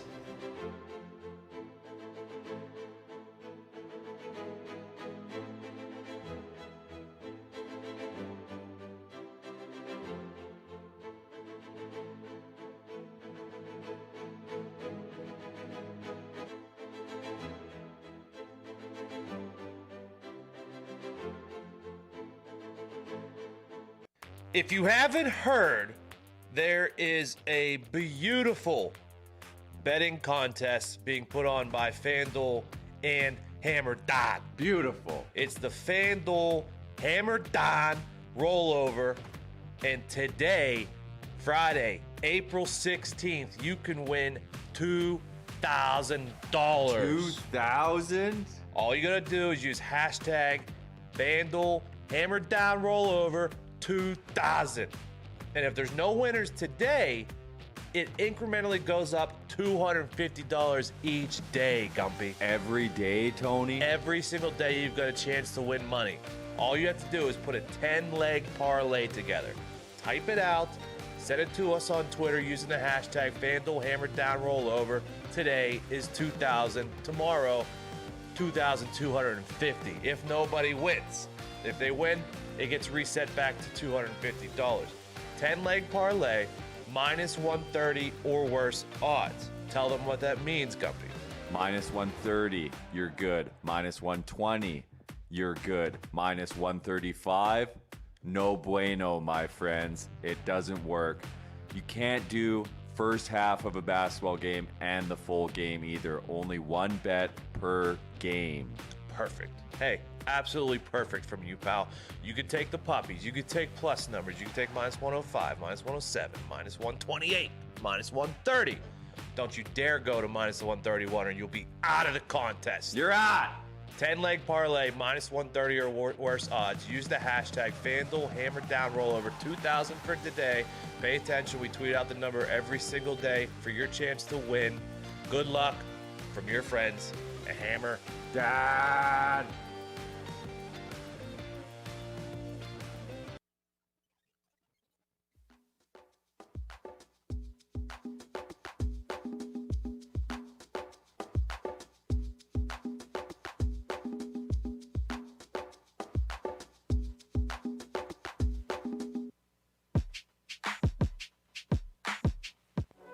Every day is game day for these guys. It's showtime on the Pat McAfee Show. Back to that show, and while the new studio looks amazing, it's extremely hard work to move an entire radio show that quickly while keeping one of your co-hosts in the dark. Shout out to AJ Hawk. Yeah. And even though most of you won't have to deal with the specific stress of secretly moving studio equipment, our good friends at CBDMD have exactly what you need at the end of a long day, no matter what you've got on your plate. CBD Freeze with Menthol is an award-winning gel product that offers instant temporary cooling relief for sore muscles and joints in a convenient and easy-to-use roller. They got CBD bath salts. They got everything you could potentially need to make your life and body feel better. Superior CBD products from CBDMD can now be found at 25% off. Wow. When you use promo code McAfee, M-C-A-F-E-E, at CBDMD.com. That's promo code M-C-A-F-E-E for 25% off your purchase of superior CBD products. And also, the FanDuel Haas is the greatest thing of all time. Just like FanDuel is, you need to be gambling with FanDuel if we're available in your state. We will be available in more states much quicker, I think, than anybody could have ever thought because of what Uncle COVID did in a terrible fashion to a lot of places. When we get there, let's celebrate, let's enjoy it. Shout out to Arizona joining the party. Yeah. Texas is, I guess, is starting to take a look into this whole thing. Let's start steamrolling this thing so we can take all the money from FanDuel, even though they do help us out on a very regular occasion, especially right now down here at the FanDuel house. Right now, they're giving away up to $1,000 risk-free bet. Just place your first bet on anything, and they will refund you up to $1,000 back in site credit. So literally, if it's your first bet, I'm kind of jealous of you right now because you can go in there and make a massive bet, and it doesn't matter if you win or if you lose. No. They'll give you the money back. You will have to gamble it at some point, though, so you're not just going to be able to... You're not just walking out. It's not a freebie. That's not how it works. Welcome back to this show. We're alongside the incredibly handsome AJ Hawk. AJ? Yeah. How you doing, pal? Hey, wasn't it a big deal that FanDuel and with a couple other companies, aren't they exclusive to the NFL now? Yeah, Caesars, DraftKings, and most importantly, FanDuel are now the... I don't know if it's exclusive because exclusive would be one. So they are like the official sports betting partners of the NFL. I know this took a lot of work by a lot of people in the FanDuel team. Congratulations. Yeah. This is a big-ass deal, obviously. There's going to be a lot of things that are going to come from this that are great news for our show, I believe, if the information I had been getting is accurate. Now, they do not keep me in the loop with a lot of the stuff they have going on. I do not work at FanDuel, but they did give me a heads up about 6 hours before the announcement. They said, hey, something big's coming or whatever. We know you got something big is coming from our end. When that was announced yesterday, I was super excited. Got text messages from people at FanDuel that were like, hey, this is good news, by the way. Hey, let's set up a time to talk about what this means. And I'm like, yeah, you got it. You guys are fucking teaming with the biggest league on earth on the sport that gets gambled by everybody on, the biggest gambling sport of all time. They're like, no, we're talking access. And I'm like, whoa. They got it right, though. The NFL got it right adding FanDuel into that thing because even though they're not publicly traded, their app, their mobile sportsbook is the most convenient and best operating. And I'm pumped about that. That's really exciting news. Congrats to FanDuel. Let's talk about something before we get to these phone calls, AJ. There was an official ranking of all the general managers in the NFL. Did you see this? I have not seen this, but I'm excited to see how they do this. Me too. I believe this came from NFL.com. Yep. So this is from the NFL and one of their pundits who is working at the NFL. So just because it's on the league's website doesn't mean this is how the league feels. This is how somebody who works to generate content at the league feels in their ranking. There's 32 teams in the NFL. Mm-hmm. That's right. They don't have 32 people on this list. They actually separated the younger GMs. Are like, we're going to need a little bit more time to evaluate. Whether it's first year, second year, we're going to get them out of there. But the other like 23 GMs that have been around have been ranked. And the only thing you need to know, AJ, is that the number one GM ranked on an NFL.com article is Chris Ballard, general manager of the Indianapolis Colts, number one overall general manager, as is this ranking on NFL.com. Obviously, they talk about how good of a drafter he is. They then talk about Quentin Nelson, how good he was. Darius Leonard was a diamond in the rough. Chris Ballard, the way he's put together his team, it's an incredible squad. They're just one retired generational quarterback that was on the team while he was trying to build the team away from being in the conversation with the Kansas City Chiefs and the AFC. Is like, the AFC is going to be tough. You got to get past Patrick Mahomes and the boys, is what everybody says. I think personally, being on the team with Andrew Luck, with the team they currently have, they would say AFC is going to be tough. You got Luck out there in Indy, and that team they built up with the best line in the league, a defense that is young and hungry. That team is going to be tough. And then obviously the Patrick Mahomes boys in Kansas City. I think that would have been said. But instead now we're wondering, is Carson Wentz going to be able to bounce back to his form of MVP football for them to be a team that can really make a run at this thing? Phil Rivers had success. They didn't win a Super Bowl. Ultimately, I feel like you should judge everybody in the NFL on if their team wins the Super Bowl or not. Chris Ballard hasn't done yet, but I do believe he has the pieces in place, which takes me to my next point, AJ. You'll love this. Coming in at 18 in the NFL best general manager list, number 18 overall, from the New England Patriots, a man who has 8 rings, 6 of them won as a head coach and general manager for the New England Patriots. He's ranked number 18. So immediately upon seeing that, it kind of, drops down a little bit, but we got to remember, Chris Ballard's still number 1 on this list, AJ. Still number 1. Okay. It's a bullshit list. Don't forget that. Connor, I don't want to. I would love to disagree with Connor, but I can't. Connor absolutely has a point here. Are you the guy, whoever wrote this, are they saying that Bill Belichick just hasn't drafted as well as he possibly could? But it doesn't matter. He's still the guy pulling the trigger on who is on the team. So whether it's through the draft, free agency, however it happens, he's the guy. Well, and I don't know if they're judging like the current situation, like who has the best situation currently. And then, by the way, how are you judging that? How are you judging that? Because are you judging it off the free agents acquired to the team, where the team sits? Are you having the success of the general manager? For me, I was pumped to read this list. I saw Chris Ballard right at the top. I'm like, my fucking guy. Like, okay, here we go, Chris. And then I was like, all right, well, I wonder where Bill is. And he was down at 18. I'm like, God, I can't respect the list. Can't respect the list, Connor. Well, who's number 2? To be honest, I did not even look. But you got to factor in free agent signings. You can't just forget Steelers, about Kevin that. Colbert. He's been around a long time. I think that team has been successful for the long haul in the AFC North. Should definitely be higher ranked, Should be ranked highly. Now, they couldn't afford a lot of people this year. Their team, I don't know how this ranking happened. This has to be draft-based, right? Because we're so close to the draft. This has to be all draft-based. Read the top line. Did you read the top line, whoever wrote it? No, absolutely. Scroll to the very top. He said, don't blame me, or don't blame Rap Sheet or whatever. Go up to the very, very top. Well, all the way up. It says drafting right is there. Hard. Ranking teams based on how they draft is easy. That one that he highlighted, all decisions of mine, and it's don't hold this against any other NFL Network reporters, especially Rap Sheet. Why? Does Rap Sheet get mad, you think? So every time these come out from NFL.com or NFL Network, I would assume Rap Sheet has to go answer to these general managers who potentially are inside sources to them.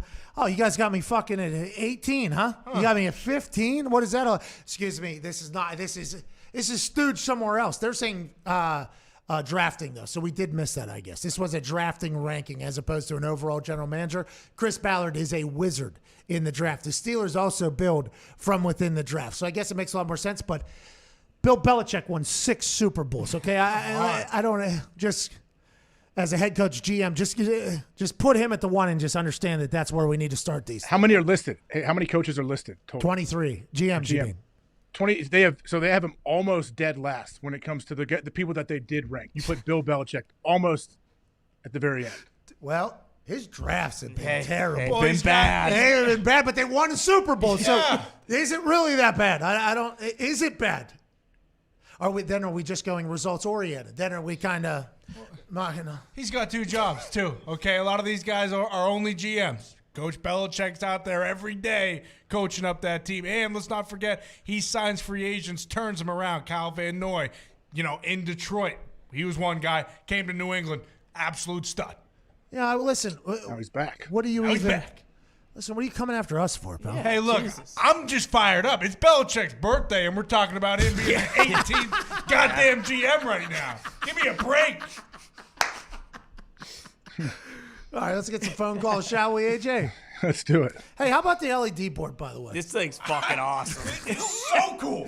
It is so much nicer than our office studio. That TV dangling over my shoulder. Oh. We love that thing. It flashes every day, too. Right before we go live, me and Connor just see Ozzie Guillen behind you, and then it goes right into the show. I don't know. It's just some sort of malfunction. On this? No, back at home. Every day. I was like, oh, shit, is Ozzie on the show today? Nope. Okay. No, he's not. That's just a... Let's go to Derek down there in Texas. What's going on, Derek? Hey, it's Pat and the boys, man. How y'all doing? Hey, it's Derek in Texas. We're good. How are you?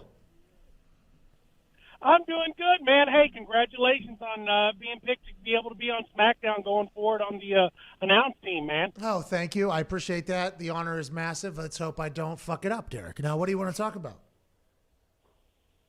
Hey, man, since you're going to SmackDown, I thought about cutting a promo on you about all the shit you've been talking about the Dallas Cowboys. Me? Whoa. No, Derek. I that's not me. You're mishearing. Oh, no.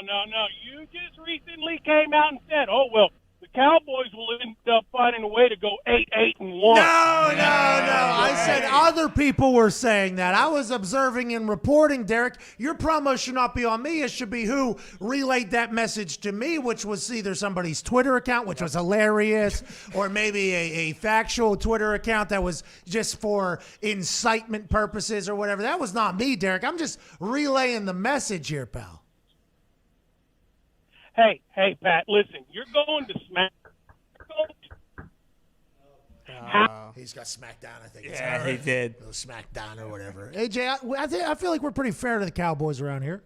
I think we're very fair. I've been very fair to the Cowboys. I was going to ask a caller from Texas, is this our year? You think this is our year for the Cowboys?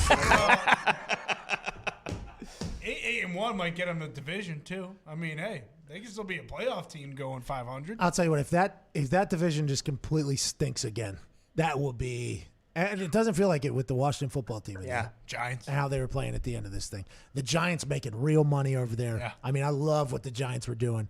The Eagles, they seem to be a team that is – They may go 0-17. Yeah. Can you hear that? Yeah. I got somebody. Somebody woke up and is knocking on my door. I thought that was Indianapolis. I thought it was somebody back in the Indianapolis. I thought we were potentially going to have a Zoom-like situation where, Jim, whatever the guy I thought we were potentially hearing that with the rhythmic knocking that was happening. I'm like, what is going on? I thought it was back in Indianapolis. They're potentially live. That's at your house? Who is that, a kid, you think? Yeah, that's my 3-year-old. Oh, get him. Jeez, help out. Actually, don't put him on. He doesn't need to be. No, he doesn't need to. He doesn't need to come on. He'll stop knocking eventually. What's his name? That's little Axel, the guy who's knocking right now. Probably. Of course, Axel Hawk is knocking on the door. I mean, when Axel Hawk knocks on the door, you answer. Yeah. Okay, this is going to be one of the first times he knocks and somebody doesn't open that door. Axel, he is not going to give up. That boy, Axel. Hey, hammer that thing. He can't hear you, luckily, but he's not stopping, that's for sure. That's good. It seems like he does have persistence, which is going to be good in that life. Old Axel Hawk's going to be a nose to the grindstone type guy. I can just tell by the way he knocks on an attic door. What's going on, Jordan in Michigan? Good afternoon, Pat, AJ, and gentlemen. How are you on this beautiful Feel Good Friday? Ooh, shout out CBDMD, not bad here. Actually wrapping up a week of not a lot of shit going on in the actual sports world to have to talk about.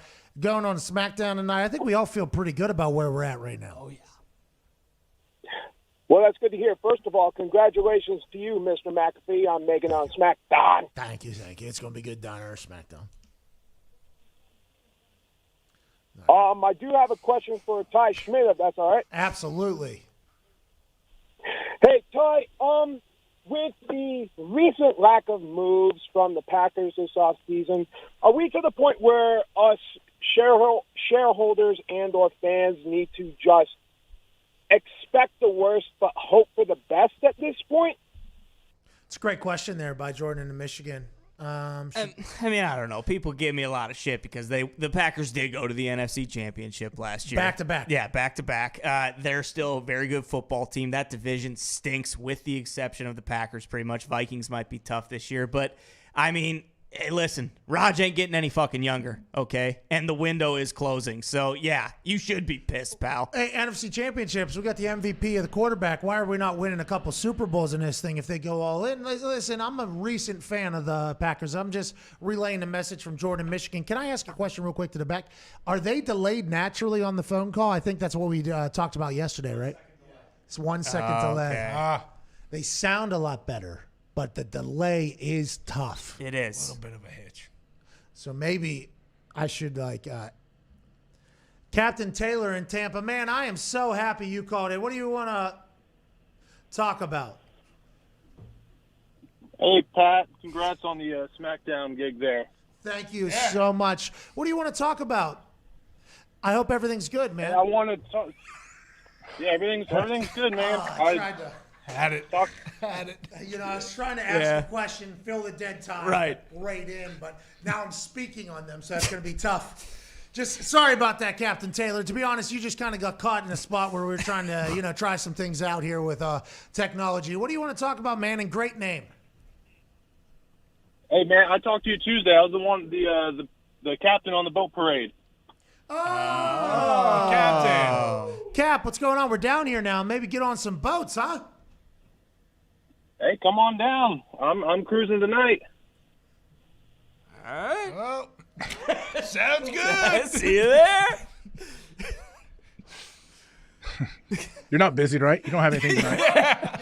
The amount of people from Tampa Bay that have reached out to us all saying, hey, whatever you need down here, we are good. City of Tampa, we appreciate it.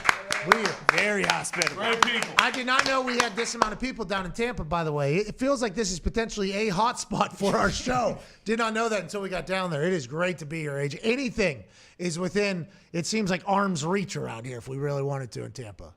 That's awesome, man. Good for you. I'm sure everyone there, that now that you built it up so much of what you were doing, where you're going, you had everybody just waiting.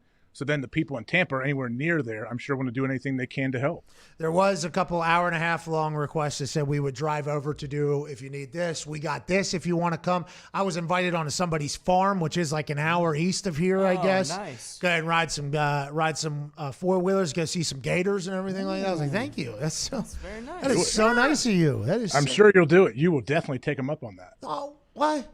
No, I'll consider it if the schedule is. Yeah, we got farmland back in Indiana. We don't need to be seeing that. Yeah, but we don't got the Gators. We ain't got the True. Gators. And do we have it 2 hours to drive? Seems like that rarely happens for our schedule. Let's go to Justin in LA. What's going on, Justin? Hey, Pat, AJ, boys, you guys hear me? Oh, yeah, you sound fantastic. Just go ahead with your question, though, all the way through because you have a 1 second delay. We will hang up on you immediately afterwards because there will not be a give and take situation available. Completely understood. Two things real quick. Pat, I know you're not a baseball guy. I just want to talk about the best bet in all of baseball. That's the no-run first inning. Got a couple of locks for you boys today. Okay. We got Arizona, Washington, no run. Baltimore, Texas, no run. And Pittsburgh Pirates and Milwaukee Brewers, no run. And the second thing is Pat, I mean, shout out COVID. I was hoping he'd take out Jerry Jones because it looks like we're going to draft a tight end instead of defense. Oh, my God, Justin. What the hell's wrong with that Justin. guy? Jerry Jones is on that list, isn't he? Yeah. Jerry Jones on the GM list. He drafts well, by the way. If he thinks Kyle Pitts is the guy, he's the guy. Yeah. Defense did look a little bit, spotty last year. But if Kyle Pitts is the lock for All-Pro Hall of Famer by everybody's eyes, I'm going to judge him for it. How can you judge him for it, AJ? Jerry's number 8 on the GM list. Okay, is that right? I don't know. I don't Hey, if Jerry Jones was to be asked about this, I'm sure he'd be able to point out some flaws in the judgment system, especially with where he drafts from, which is in the middle of a yacht in the Caribbean. I mean, last year he won the draft. Roger Goodell won the draft. Sorry, my commissioner. But Jerry Jones on his yacht, Jerry Jeudy. I mean, the moves that he makes, it does feel like the team they always have seems to be very good. Like, that is why the hype is believed. Now, what happens in the building on day-to-day is why they seem to always potentially allegedly end up 8-1 in the 17-game season. I mean, to Jerry's credit, they usually always have a talented roster. They always have a lot of big-name players that have made a bunch of plays in the league, whether they were drafted there or they came as free agents. They're always a lot of times they're the more talented team. The roster on paper. Yeah. Those paper champions, you know what that gets you? What? In the trash. Ooh. Think of a coach saying that to us. It happened. Let's go to Daniel. What's going on, Daniel? What's going on, guys? How's everybody? Hey, not too shabby. Just need you to go on with your thing because there's a delay. Great to have you here, Danny. What do you want to talk about, Dano? Hey, man.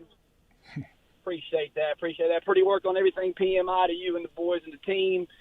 Real quick, a long time ago, you told a story on a podcast about standing in the huddle and one of your teammates talked about the check didn't bounce, and I just wanted you to relive that one more time because I can't remember exactly how the story went if you had the time to touch on that. I appreciate you, Daniel. It was a veteran player, and a coach called out the veteran player in front of the team meeting, and he was trying to give an impassioned speech. It wasn't a head coach. It was an assistant coach who got to speak, and he was fresh out of college, I do believe. He was giving this impassioned speech about love of football, love of the game. Went to a veteran on the team, did not tell the veteran he was going to go to him in the middle of the thing.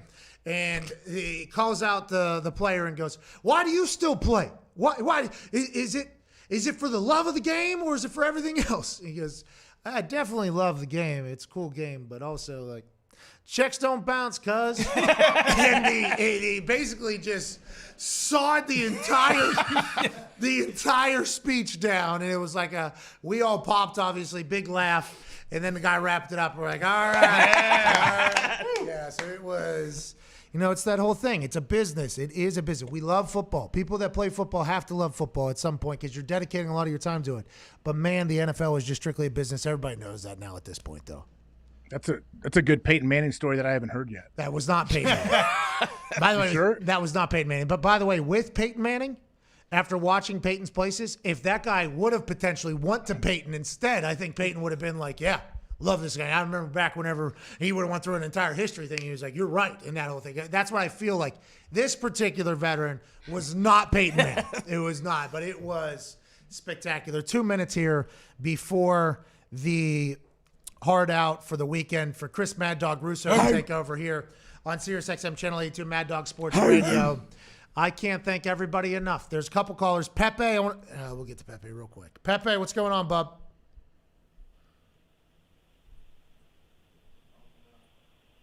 Pepe. All right, Pepe. Nah. I know. We love Pepe. Okay, love Pepe. Sorry, Pepe. We would. It would have been awesome to get Pepe in there. Pepe, you'll watch us back. There was technical difficulties. We apologize. We can't wait to talk to you. Hopefully next Feel Good Friday. Shout out CBDMD. AJ, anything to say to the people on Sirius before we sign off for a big time weekend for all of us here? Well, if I want to watch it tonight, I'm going to DVR Fox 8 p.m. Fox 8 p.m. Eastern Daylight Time. EDT. Yeah, 8 p.m. Eastern Daylight Time. Fox, traditional Fox, tonight, coming in hot. Got a good costume, too, AJ. Got a good costume, which a lot of thought had to go into. Really? Is it like custom made like you did when you wrestled? No. It was like, what do I do here? How do I, because I got to set the tone, but also don't want to. A lot of thought went into it, but I feel like I did okay with it. Just like wear most. tux. Just wear a tux, man. See, but then you set the tone there. You know what I mean? And then that's who you are, just a professional broadcaster, Pat McAfee. Yeah, but I'm not a tux guy. We all know that. We'll figure it out. Probably might get yelled at for what I'm wearing tonight. We'll have to adjust. But as the weeks go on here, I want everybody to know we appreciate the hell out of you. Can't thank all the boys enough for their incredible work this week, not only in traveling, but also back in Indianapolis. To the guests that have joined us and spent their time, thank you so much for this week. And to all you listeners and viewers, you're the fucking best. Chris Mad Dog Rizzo with Mad Dog Unleashed will be on the other side of this 6-minute break. I'm on Spaces, I think, in a couple hours with Aaron, then SmackDown tonight. We'll see you Monday. Nailed it. Nailed it. Right on time. Right on time. All right, I got to get out of here. I got to rinse off this tan. It's been cooking for about 5-6 hours at this point. You know what I mean? I mean, you really only need, well, who knows? You probably wear a cutoff. You really just need your face for tonight. You don't know. Yeah, you're right. I don't. You might get in there and wrestle. Maybe. Ooh. Hey. You can, right? Ooh. You can. I think I've proven that I can. Has Cole ever got in there? Yeah, WrestleMania. He won, I think. Oh, I did see that. Yes, okay. That's the great thing about that gig. He's such a professional, like legit broadcaster, journalist too, right? Almost he has been. And he's got to go in there and mess around in a suit and get blasted. But during that time, he was not a professional bride. He was actually heel Michael Cole. At one point, they had him in his own glass box because everybody hated him so bad. Yeah, what was it called? The coal mine. Yeah, they had him in a coal mine. He was calling matches from his own glass box because everybody hated him so bad. Like he was just burying this was heel Cole. Oh no. Yeah, that's heel Cole. So he got booed out of there. Everybody hated him. His own commentating partner, Jerry the King Lawler, was who wrestled him. I mean, it was a beautiful thing. So you're 100% right. Very professional, does everything. But there was a time where he was allowed to kind of let the dog out of the cage a little bit, and it led to a fucking WrestleMania match. Yeah, so I love that. I'm very, very thankful to go join him tonight. All the boys, cheers. AJ, have a great weekend, pal. I got to go rinse off and then hopefully not mess this whole thing up because it is a pretty cool deal. Good luck, man. You're going to kill it. I'm going to record it and I'll watch it later. Okay, I bet. Thank you. All right. Everybody have a great weekend. Greatest weekend of your lives, I hope. And we'll see you Monday. Big show coming. Huge. Oh, my God. Big show. I mean, the studio's going to be a little bit worse than we're coming from right now. But big show coming Monday. We can't thank you enough. This has been the Pat McAfee Show all week. Well, the last 2 days from the FanDuel Beach House down here in Tampa Bay, Florida. We'll see you on Monday. You're the greatest humans of all time. We will announce the winner of the Pat's Up to Something thing on Monday. That'll happen on Monday. We're going to have to figure out who won, how they won, why they won. Give away $7,500. I believe at the end of the podcast, we're giving away some money as well. Yep. If you listen to the pod, which if you miss any of the show, it is basically put out as a podcast as well as Pat McAfee Show 2.0. We're giving out some money there. And the hashtag FanDuel Hammer Down rollover. I think right now at the moment there's about $12,000 to $15,000 up for grabs for people because we appreciate the hell out of your time. You're the best humans on earth. I'll see you Monday. Cheers.